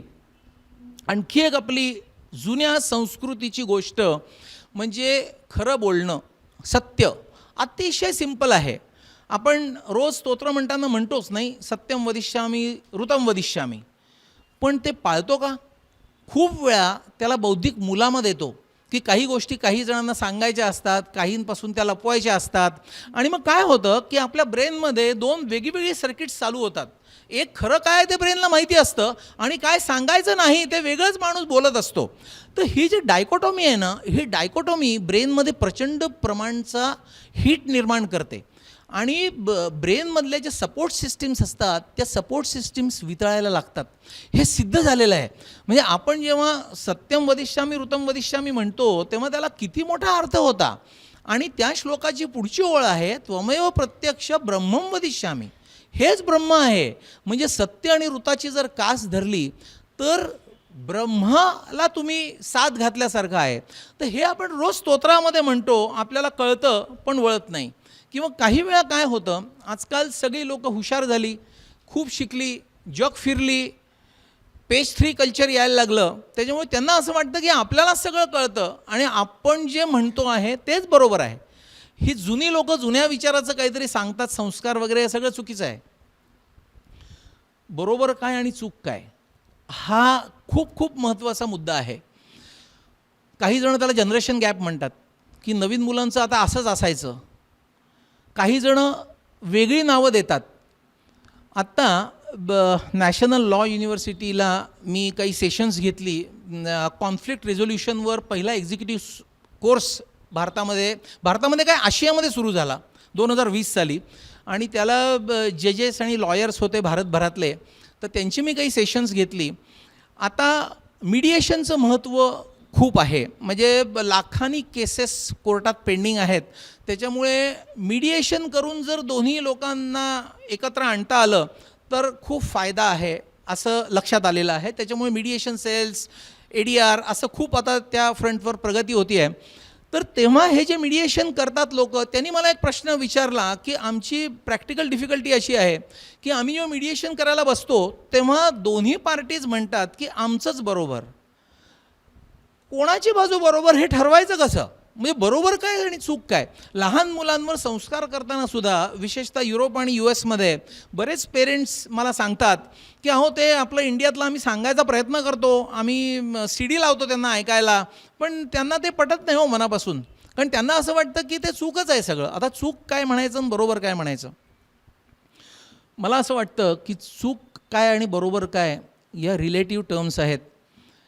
कोर्टामध्ये जशा केसेस चालतात ना, एक म्हणतो गुन्हा यांनी केला आणि एक म्हणतो गुन्हा मी केला. खरा गुन्हा कोणी केला आहे हे दोघांनाही माहिती असतं, आणि जे जज असतात निर्णय देणारे त्यांचीच खरी परीक्षा असते की काय समोर पुरावा येतो आहे आणि ते निर्णय देत आहे. पण खरं माहिती असतं की बरोबर काय चूक काय. तसंच प्रत्येक माणसाला बरोबर काय आणि चूक काय माहिती असतं. तो सोंग आणत असतो की हेच बरोबर आहे. मला सांगा, मला हे माहितीच नव्हतं किंवा हे चूक आहे म्हणून एखाद्याने सांगितलं की आगीला हात लावायचा नाही असं मला शिकवलं आहे आईवडिलांनी. मी का ते ऐकू? मला नाही पटत ते. मी म्हणतो मी हात लावीन तर तुला चटका बसेलच. निसर्गाचे नियम आहेत. गुरुत्वाकर्षण कशावरून आहे? सिद्ध करा. गुरुत्वाकर्षण दाखवा मला. कोण म्हणतं गुरुत्वाकर्षण आहे? गुरुत्वाकर्षण प्रूव्ह करण्याचे जे सगळे प्रयोग आहेत, all those are indirect evidences की असं आहे म्हणून गुरुत्वाकर्षण आहे. पण मी गुरुत्वाकर्षणच कशावरून असा प्रश्न विचारायला लागलो आणि 4थ्या मजल्यावरून उडी मारली खाली, तर गुरुत्वाकर्षणाने मी खाली पडेन आणि मी राहणार नाही जिवंत. त्याच्यामुळे वरची जी शक्ती आहे, जी सगळ्याची नियंत्रक आहे, ती सगळं जाणत असते काय बरोबर आहे आणि काय चूक आहे, आणि योग्य वेळी योग्य ती अद्दल घडवत असते. त्याच्यामुळे आपलं मन जे आपल्याला सांगत असतं काय बरोबर आहे, त्याच्याशी कोणीही प्रतारणा जर नाही केली तर खूप मोठा आनंदाचा स्रोत आपल्याला ओपन अप होईल. आणखीन एक गोष्ट, आता कॉन्फ्लिक्ट रेझोल्युशनचा विषय निघाला म्हणून सांगतो की ठिकठिकाणी इतक्या कॉन्फ्लिक्ट्स आहेत, अगदी इंटरनॅशनल कॉन्फ्लिक्ट्स, जगभर वेगवेगळ्या देशांमध्ये कॉन्फ्लिक्ट्स होतात. आमचे मित्र संदीप वासलेकर त्याच्यातले एक्सपर्ट आहेत. समाजामध्ये कॉन्फ्लिक्ट्स होतात. आपण रोज टी व्हीवर बघतो, हा समाज चांगला का तो समाज चांगला. इतकंच नाही, घराघरामध्ये कॉन्फ्लिक्ट्स होतात. पूर्वी एकत्र कुटुंब पद्धती होती, आता न्यूक्लिअर फॅमिलीज झाल्या. आता न्यूक्लिअर फॅमिलीजचं विघटन व्हायला लागलं, मुलं वेगळी राहायला लागली, अमेरिकनाइज कल्चर फॉलो व्हायला लागलं. 16, 17, 18 वर्षी मुलं बाहेर पडायला लागली आणि जे नवरा बायको उरले त्या नवरा बायकोमध्ये पण कॉन्फ्लिक्ट्स होऊन डायव्होर्स रेट्स वाढलेत. तर हे जे डिसोसिएशन होतं आहे, एकी नाही आहे लोकांमध्ये, तर खरा आनंद एकीमध्ये आहे, जो विभक्त लाईफस्टाईलमध्ये नाही आहे. आणि आपण इंटेलेक्च्युअल रॅशनलिझमने डिफेंड करतो की मला स्वतंत्रता पाहिजे म्हणून मला एकटं राहायला आवडतं. वा, मी किती सुखात आहे, मी एकटा आहे, मला कोणाचं बंधन नाही. पण बंधनातच आनंद असतो हे कितीतरी ठिकाणी आपण डोळे उघडे ठेवले तर आपल्याला कळेल. आई मुलासाठी जो त्याग करते, वडील मुलासाठी पैसे मिळवतात, त्याचं शिक्षण करतात, त्यांना आनंद कुठून मिळतो? कसला आनंद असतो तो? एकत्र आहे म्हणूनच ना. प्रत्येकजण वेगळा वेगळा राहायला, मला कसलंच बंधन नाही, तर त्याच्यात आनंद नाही आहे. एकी हेच बळ आहे. पण दुर्दैवाने एकी हल्ली डिसोसिएट होती आहे. एक आफ्रिकन रेस आहे उबंटू नावाची. एक अमेरिकन त्या कंट्रीमध्ये गेला आणि त्यांनी मिठाईची बॉक्सेस त्या मुलांना दिली. 10-15 मुलं ग्राउंडमध्ये खेळत होती आणि त्यांनी मिठाईची पॅकेट्स त्या सगळ्यांना गिफ्ट म्हणून आणली होती. त्यांनी एका झाडाच्या खाली ती मिठाईची पॅकेट्स ठेवली आणि सांगितलं की इथून तिथे रेस लावायची, पळत पळत जायचं, जो पहिला पोचेल सगळी मिठाई त्याची. त्यावेळी आश्चर्याची गोष्ट अशी घडली की ती जी 10-15 मुलं होती, ते 10-15 मुलांनी एकमेकांचे हात धरून साखळी केली आणि सगळेच्या सगळे तिथे पळाले मिठाई घ्यायला. तेव्हा ही वॉज शॉक्ड. वेस्टर्न वर्ल्डमधला होता. तो म्हणला की तुम्हाला असं नाही वाटलं, business management, business growth, promotion, competition, marketing हे सगळं शिकलेली ही लोकं, तुम्हाला असं नाही वाटलं की आपण त्याच्यापेक्षा जास्त मिठाई घेऊ आणि आपण पहिला नंबर मिळवू? तेव्हा त्यांनी सांगितलं की आम्ही एकत्र एकमेकांचे हात धरून जे पळलो आणि आता आम्ही सगळे एकत्र जी मिठाई वाटून खाणार, त्याच्यामध्ये जो आनंद आहे तो आम्हाला पहिला, दुसरा, तिसरा नंबरमध्ये आनंद नाही आहे. त्याच्यामुळे कॉम्पिटिशनचे लिमिटेशन्स कळायला हवं. आणि हे जे एकी हेच बळ, united we stand, divided we fall, याला त्यांच्या लोकल लँग्वेजमध्ये उबंटू म्हणतात. आणि उबंटू जी जात आहे, ही उबंटू जात एक जगाला एकीचा आदर्श घडवती आहे. आणि ह्या एकीसाठी आर्टिफिशियल एकी नको. आजकाल बरेच प्लॅटफॉर्म्स असतात, त्याच्यात खरंच एकी किती असते माहीत नाही. अनेक मंडळं असतात, वेगवेगळ्या सामाजिक संस्था असतात, त्या एकी दाखवतात. पुन्हा मगाशी म्हटलं तसं मी आनंदी आहे असं दाखवणं आणि खरंच मी आनंदी आहे का प्रामाणिकपणे याचं उत्तर देणं, या दोनमध्ये फरक आहे.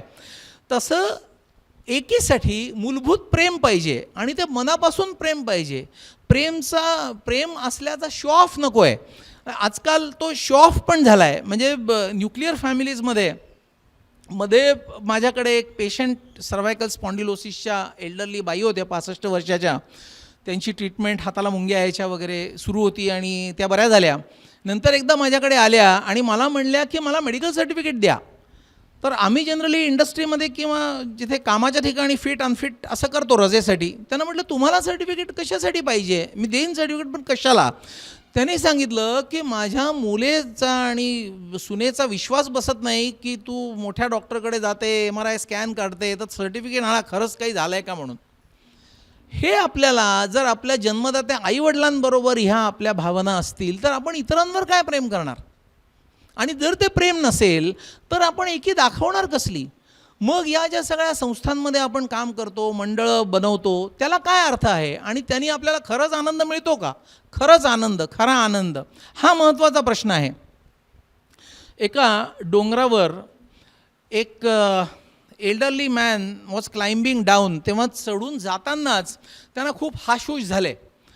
पण वरचं देऊळ होतं, त्याचं दर्शन घ्यायला ते गेले आजोबावर आणि ते उतरत होते. तेव्हा त्यांना एक मुलगा 15-16 वर्षाचा त्याच्या पाठीउंगळीला त्याचा छोटा 5-6 वर्षाचा भाऊ घेऊन चढत होता. तर ते त्याला म्हणले की अरे बरंच पुढे जास्त चढ आहे म्हणले, मला एकट्याला सुद्धा जायला त्रास झाला, तू हे ओझं घेऊन चढणार एवढं वर डोंगर, देऊळ खूप लांब आहे अजून. तेव्हा तो म्हणला काका हे ओझं कुठे आहे, हा तर माझा भाऊ आहे. ही जी भावना आहे ना, ही भावना महत्त्वाची आहे की तुमच्याकडे जर खरं प्रेम असेल, खरा कनेक्ट असेल, खरी आत्मीयता असेल तर तुम्हाला ओझं वाटतच नाही. आणि तुम्हाला ओझं जर वाटलं नाही तर ते ओझं मी घेऊन वर गेलो हे दाखवण्याची गरज भासत नाही. आजकाल छोट्या छोट्या गोष्टींसाठी जो डिस्प्ले केला जातो, मदर्स डे, फादर्स डे, आईचं प्रेम, वडिलांचं प्रेम, मग ते फेसबुकवर टाकायचं, एक छान बुके घेऊन जायचा, त्याचा फोटो काढायचा, ते फेसबुकवर टाकायचं, मग त्याला किती लाईक्स आले हे बघायचं, व्हॉट्सॲपमध्ये सगळ्या ग्रुप्समध्ये ते फिरलं की नाही बघायचं. हा दिखावा कोणासाठी आणि कोण कोणाला फसवत आहे? खरं प्रेम करण्याच्या या पद्धती आहेत का आणि या आपण कुठून शिकलो? आपण जी नाती जोपासतो ती जर पायाभूत आपण विचार केला तर नाती ओव्हरनाईट होत नाहीत, त्याला खतपाणी घालावं लागतं. जसं आंब्याचं झाड आहे, लावलं की दुसऱ्या दिवशी मला आंबे खायचे म्हटलं तर मिळतील का? नाही मिळणार. त्याला खतपाणी घालायला पाहिजे, स्प्रे मारायला पाहिजे, तरच त्याची पुढे गोड आंब्याची फळं आपल्याला मिळतील. तशा रिलेशनशिप्स या नर्चर केल्या गेल्या पाहिजेत, त्याच्यातून आनंद आहे. आज आपण आनंदी जीवनाबद्दल बोलतो आहे, तर खोटे रिलेशनशिप्समध्ये आनंद नाही आहे. म्हणजे तुम्ही खोटे एकमेकांना मिठ्या मारणार सोशल प्लॅटफॉर्म्सवर जाऊन आणि अरे वा किती छान झालं तू भेटलास, आणि पाठ वळली की दुसऱ्याकडे म्हणणार हा किती निरुपयोगी माणूस आहे. तर हे तुम्ही स्वतःला फसवताय. तुम्ही प्रामाणिकपणे ज्याला आवडताय त्या 10 लोकांशी भेटलात, बोललात, त्यांच्यावर प्रेम केलं तरी चालेल. 100 किंवा 200 लोकांशी भेटायची बोलायची गरजच नाही आहे. True relationships give you true Joy, true pleasure, sustainable pleasure. खोटे रिलेशनशिप्स किंवा तात्पुरते रिलेशन्स ते कधीच देत नाही. म्हणजे खूप वेळा मी नेहमी माझ्या मनात येतं की जसं एखादं चित्रकार चित्र काढतो की नाही, एक चित्र काढताना तो आधी पाणी काढतो, मग त्याच्यामध्ये एक बोट काढतो, मग त्याच्यामध्ये नावाडी काढतो, मग बॅकग्राऊंडला एक डोंगर काढतो, मग 2 डोंगरांच्या मधून उगवणारा सूर्य काढतो, मग थोडे पक्षी काढतो, मग रंग भरतो. अगदी लहान वयापासून आपण चित्र अशा प्रकारे हळूहळू चित्र इव्हॉल्व होतं. तशा रिलेशनशिप्स हळूहळू इव्हॉल्व होतात. ड्युरिंग द जर्नी वेगवेगळे भलेबुरे अनुभव आलेले असतात, ते अनुभव आपल्या मनामध्ये कायमचे साठलेले असतात, आणि ते चांगले अनुभव हे त्या माणसांबद्दलचं प्रेमाचं ते अनुभव द्योतक आहे. तर असं चित्र काढल्यासारखे ग्रॅज्युअली इव्हॉल्व होत असलेली रिलेशनशिप जर आपण नर्चर केली, ती कठीण असते नर्चर करायला, कारण त्याच्यासाठी पुष्कळ त्याग पण करावा लागतो, आणि तो खरा त्याग करावा लागतो. बऱ्याच वेळा आपले ओठावर आलेले शब्द गिळून टाकावे लागतात दुसऱ्या माणसाला बरं वाटणार नाही म्हणून. पुन्हा चित्रकाराच्या उदाहरणामध्ये आपण जर म्हटलं तर छान चित्र ऑलमोस्ट तयार होत आल्यानंतर जर जवळ असलेल्या काळ्या रंगाची दौत त्याला धक्का लागला आणि सगळा काळा रंग पसरला तर इतके सगळे वाया जातात कष्ट. तसं रिलेशनशिपमध्ये खूप दिवस नर्चर केली आणि नंतर अगदी प्रचंड भांडणं जर झाली तर आपलं सगळं आधीची रिलेशनशिप वाया जाते, ह्याची जाणीव पाहिजे. आणि त्याच्यासाठी जे रॉ मटेरियल लागतं, आपल्याला काही एखादं घर बांधायचं असलं तर कसं सिमेंट लागतं, विटा लागतं, आर्किटेक्ट लागतो, तसं रिलेशनशिपसाठी म्युच्युअल ट्रस्ट हे खूप आवश्यक आहे. परस्परांवर विश्वास पाहिजे, परस्परांबद्दल आत्मीयता पाहिजे, परस्परांबद्दल मनापासून प्रेम पाहिजे. एकमेकांबद्दलच्या ज्या अपेक्षा आहेत त्या मोकळेपणी बोलून दाखवायला हरकत नाही की मला असं वाटतं, तू असं वागावं, मग तो त्याच्याबद्दल त्याचं मत दाखवेल. खूप वेळा कम्युनिकेशन गॅप हीच रिलेशनशिपमधलं एक मोठं हिंड्रन्स आहे, मोठा अडथळा कम्युनिकेशन गॅप आहे. छोटीशी जर चूक झाली तर त्याच्याबद्दल सॉरी म्हणायचा कमीपणा वाटायला नको. इगो आपला मोठा असतो, तो इगो मॅनेज करता यायला पाहिजे. की खरंच चुकलं तर व्यक्त करून टाकायचं. म्हणजे ब्रॉनी वेअरने जसं लिहिलं की काही गोष्टी व्यक्तच करायच्या राहिल्या, तसं राहून जाता कामा नये, कारण आपलं आयुष्य इतकं वोलाटाईल आहे, इतकं फ्युटाईल आहे की ते कधी संपेल हे माहिती नाही. म्हणून आपल्या ज्या जबाबदाऱ्या आहेत त्या जबाबदाऱ्यासुद्धा आपण आनंदाने वेळच्या वेळी पार पाडल्या पाहिजेत. म्हणजे खूप वेळा मल्टिपल रोल्स असतात. एकच व्यक्ती त्याची वडील म्हणून मुलांबद्दल रिस्पॉन्सिबिलिटी असते, नवरा म्हणून बायकोबद्दल रिस्पॉन्सिबिलिटी असते, आईवडिलांचं सगळं करावं लागतं, पैसे मिळवायला जॉब करावा लागतो. ह्या सगळ्यामध्ये जी ओढाताण होते, वेगवेगळ्या जबाबदाऱ्या असतात, त्या सगळ्या जबाबदाऱ्या to the best of his ability जर त्यांनी पूर्ण करायचा प्रयत्न केला तर तो आनंदाचा प्रवास होतो, खऱ्या आनंदाचा प्रवास होतो. आणि ती जे फुलफिलमेंट आहे की मी माझ्या सगळ्या जबाबदाऱ्या योग्य वेळी योग्यपणे पार पाडल्या, तो आनंद हा तुम्हाला खूप मोठा करतो. पण हे आपण ऑडिट कंटिन्युअसली केलं पाहिजे आणि त्याच्यामध्ये आनंद जाणारे क्षण जे आहेत ते टाळले पाहिजेत. म्हणजे खूप वेळा गैरसमजुतीमुळे जी भांडणं होतात, मनं दुखावली जातात, दुःख वाढतात, ते आपण टाळलं पाहिजे. खूप वेळा आपला जो व्ह्यू असतो तोच बरोबर असं आपल्याला वाटत असतं. आपलं ते बरोबर, समोरच्याचं चूक, पण त्याची बाजू तरी ऐकून घ्या की तो काय म्हणतोय. त्याचं कदाचित बरोबर असू शकेल.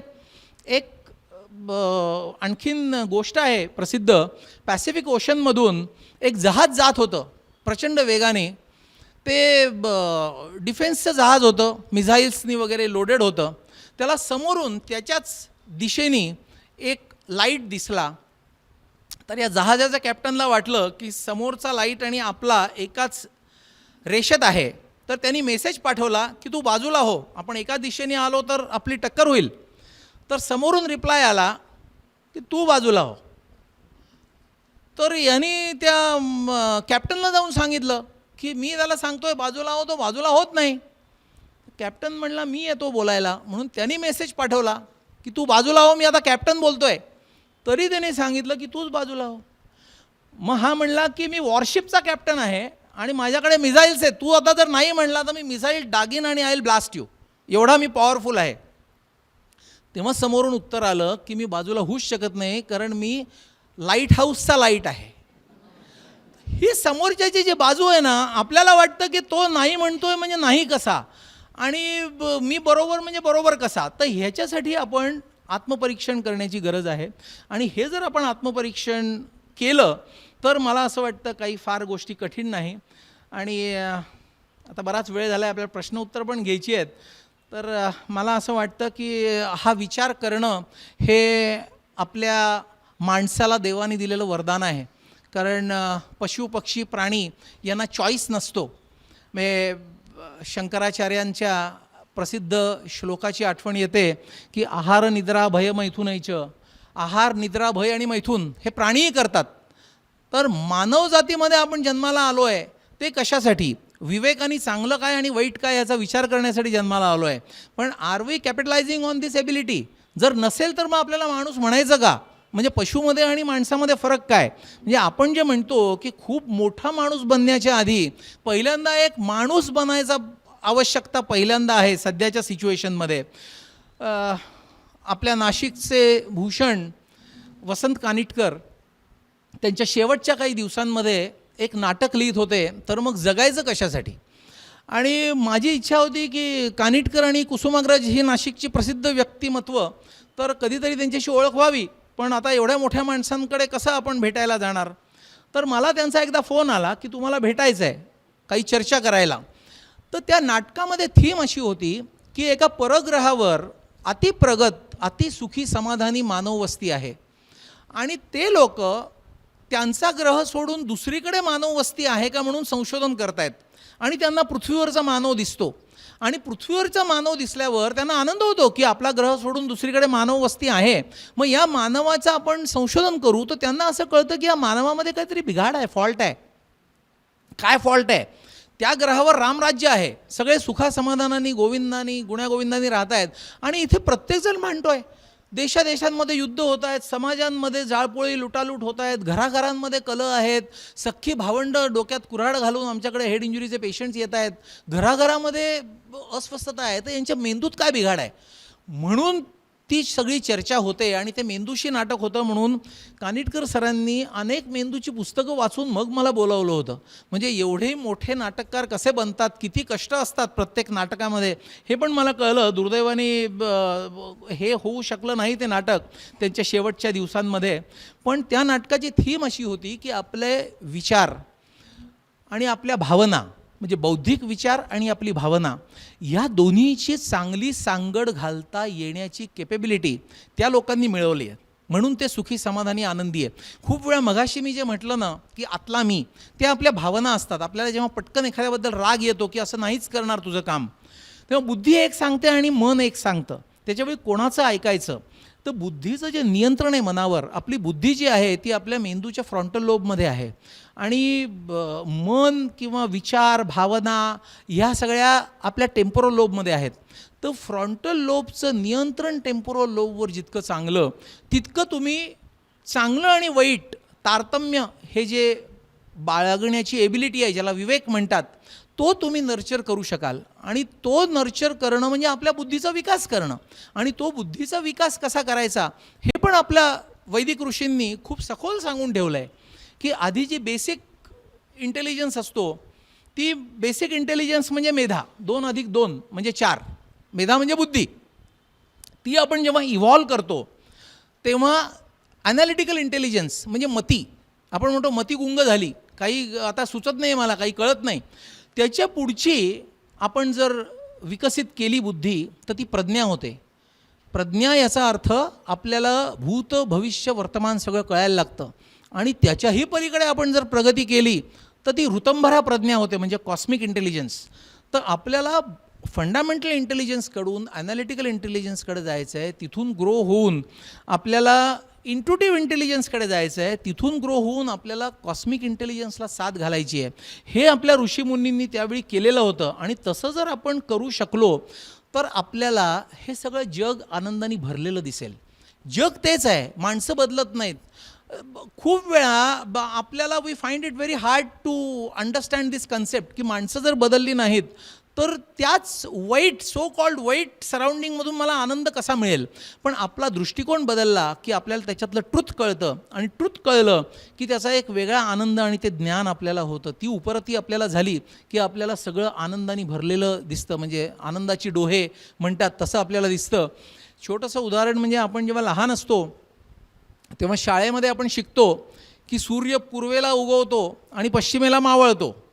आपण जर सूर्योदय बघितला तर लहान मुलाला तेच माहिती असतं.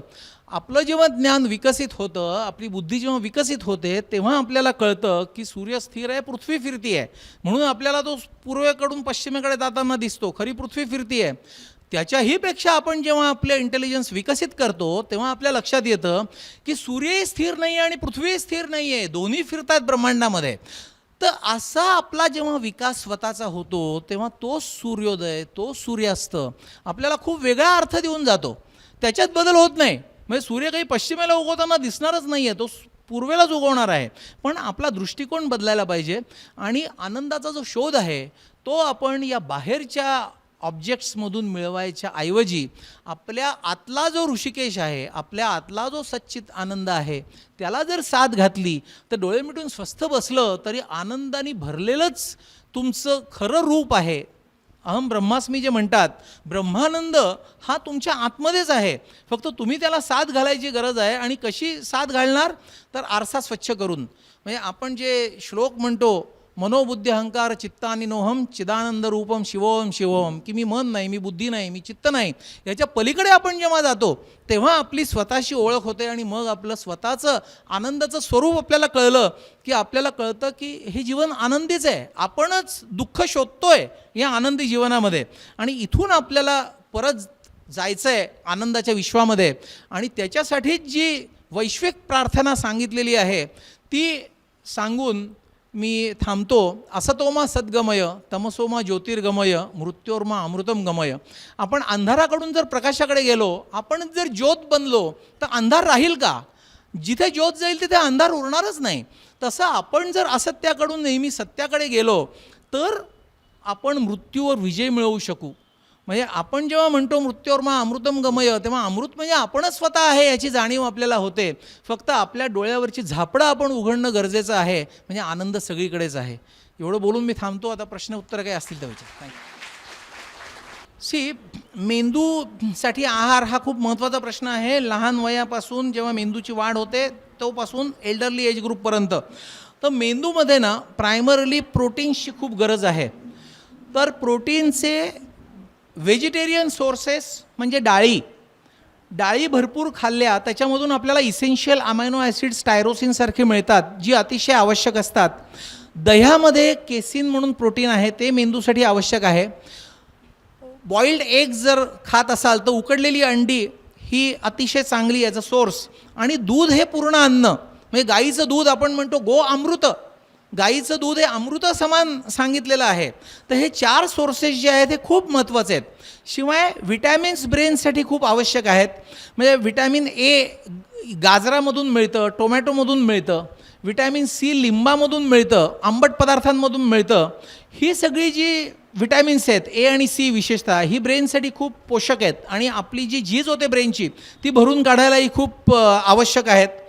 फळं ही खूप गरजेची आहेत, कारण फळांमधून जी फ्रक्टोजची साखर मिळते ब्रेनला ती आपल्याला वेटच्या दृष्टीने हार्मफुल नसते. आपण जी सुक्रोज खातो, टेबल शुगर जी म्हणतो, ती हार्मफुल असते, पण फळांमधली साखर ब्रेनला उपयोगी आहे. आणि गर असलेली जर फळं आपण निवडली, सफरचंद, केळं, चिकू, पेरू, तर ती कॅल्शियमचं पण सोर्स आहेत आणि ब्रेन, स्पायनल कॉर्ड आणि नर्व्स याच्या फंक्शनिंगसाठी खूप आवश्यक आहे कॅल्शियम. तसंच मेंदूच्या दृष्टीने पर्टिक्युलरली खूप जास्त उपास करणं योग्य नाही, कारण सडन हायपोग्लायसिमिया जर झाला, शुगर जर पडली तर ब्रेनवर खूप ताण येतो. ब्रेन काम करू शकतो पण ब्रेनवर ताण येतो. तर उपास जर करायचा असला तर निदान दूध तरी घ्यावं उपासाला ब्रेनच्या दृष्टीने. तर एवढे 4-5 मुद्दे माझ्यामध्ये ब्रेनच्या दृष्टीने डाएट फार महत्त्वाचे आहेत. करिअर काउन्सिलिंगच्या दृष्टीने आता एक नवीन म्हणजे पूर्वीपासूनच आहे, पण त्याच्यामध्ये IQ एक डिजिटल त्याचं एक्सप्रेशन आहे आणि आता तर EQ पण काढतात इमोशनलच्या दृष्टीने. तर आणि ते झाल्यानंतर त्याचे जे रिझल्ट असतात त्याच्यामुळं काही वेळा चांगलेही परिणाम होतात, काही वेळी कोलॅप्सही होतो. तर हे खरंच गरजेचं आहे, किती गरजेचं आहे आणि करायचं काय? हा खूप चांगला प्रश्न आहे, कारण मी म्हटलं तसं प्रत्येक गोष्टीचा जर योग्य वापर केला तर ती गोष्ट उपयुक्त असते आणि जरुरीपेक्षा जास्त अनावश्यक वापर केला तर तीच गोष्ट हार्मफुल होते.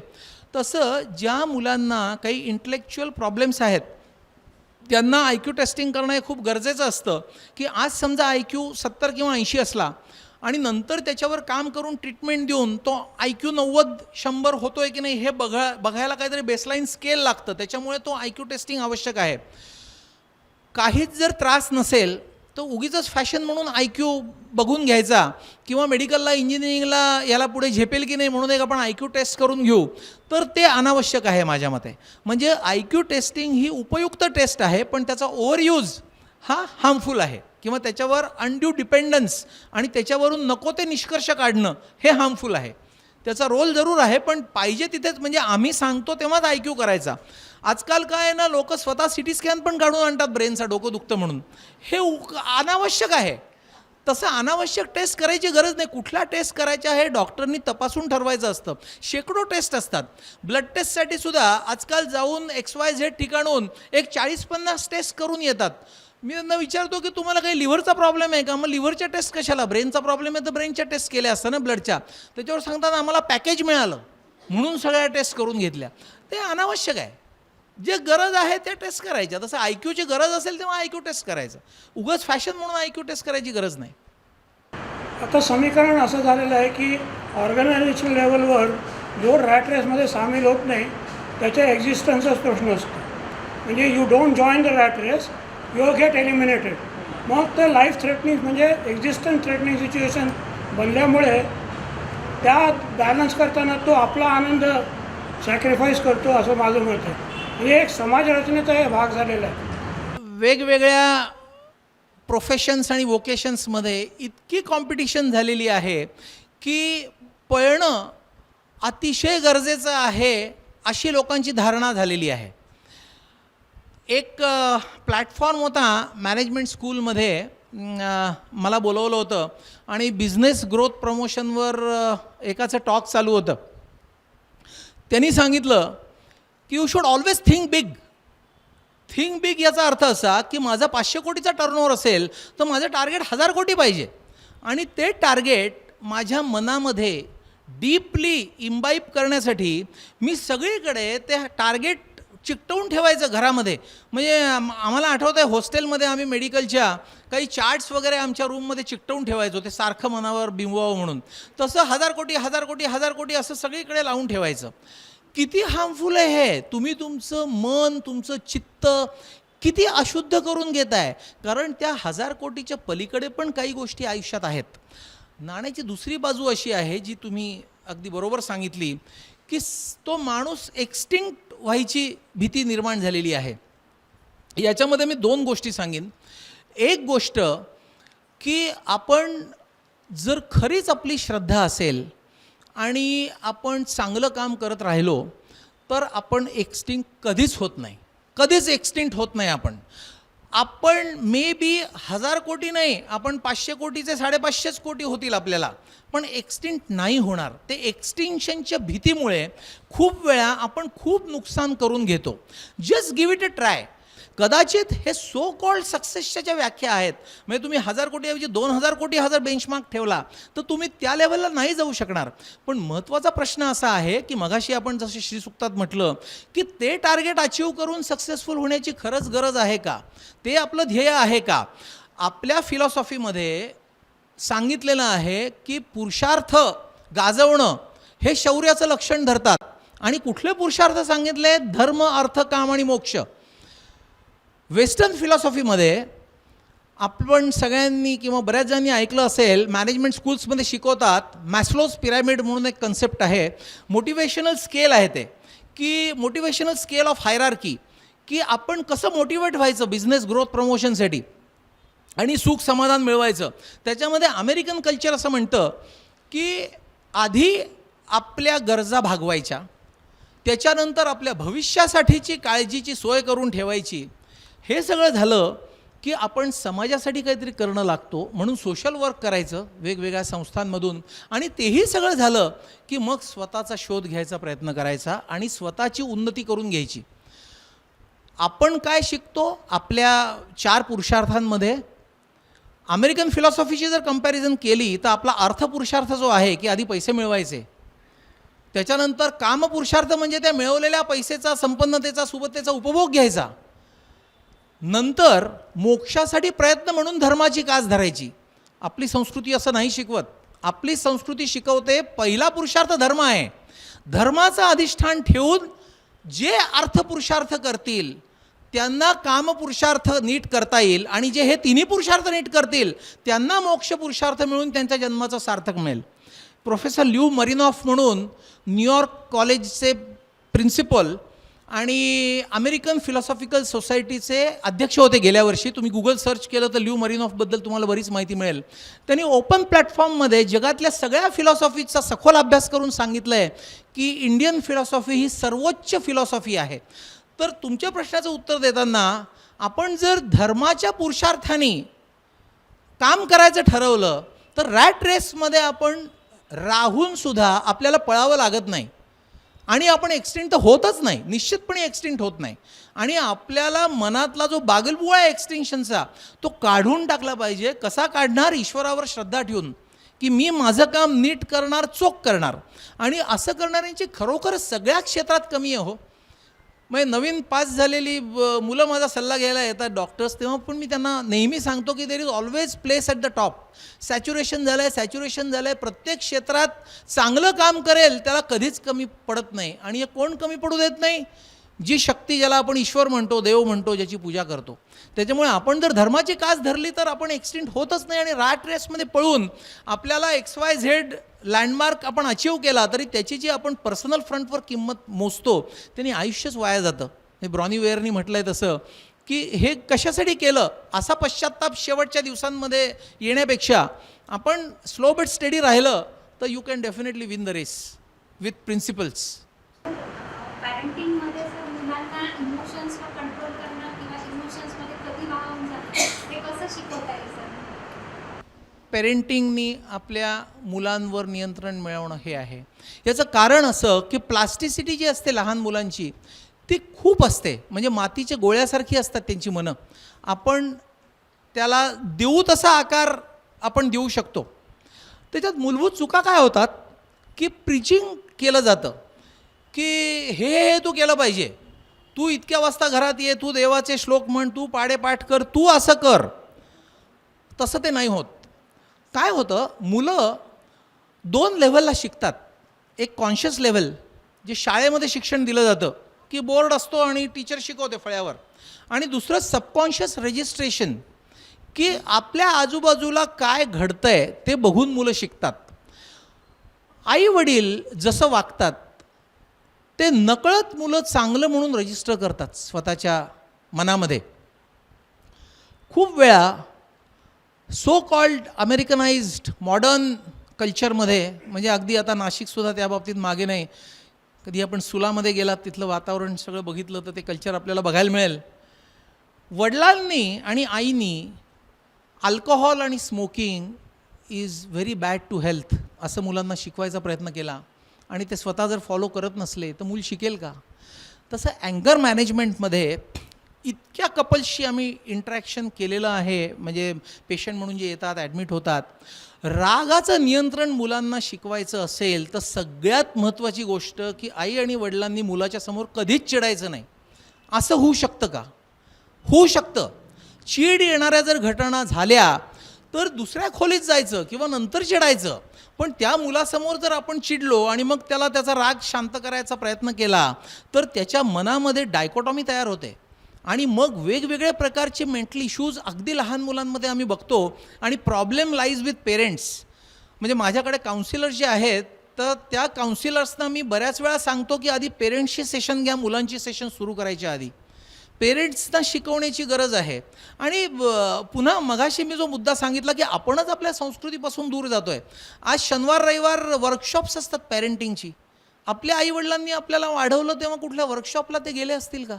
आणि आपण काय वाईट प्रगती केली का आयुष्यामध्ये? मग कसं शिकलो आपण? बघून शिकलो. त्याच्यामुळे बसून शिकवावं लागत नाही. ते शाळेत शिकवतात, ते कॉलेजमध्ये शिकवतात. घरी न बोलता, न सांगता, न प्रीच करता शिकवायचं असतं. आपल्या वागण्याचा आदर्श निर्माण करून शिकवायचं असतं. मुलं बरोबर शिकतात. मला असं वाटतं आता सगळ्यांचे प्रश्न संपलेले आहेत आणि सरांनी मगाशी जळमटांचं एक उदाहरण दिलं. त्याच्याच आधाराने मी सांगते की आपल्याला दिवसा जळमटं दिसत नाहीत पा आणि रात्री दिवा लागला की दिसायला लागतात. तसाच डॉक्टरांनी आता आपल्या ब्रेनमध्ये थोडा प्रकाश टाकलेला आहे. आपल्याला जळमटं दिसायला लागलेली आहेत आणि आपण ती दूर करणार आहोत. एवढाच एक विचार घेऊन आपण घरी जाऊया. आम्ही आपला निरोप घेतो.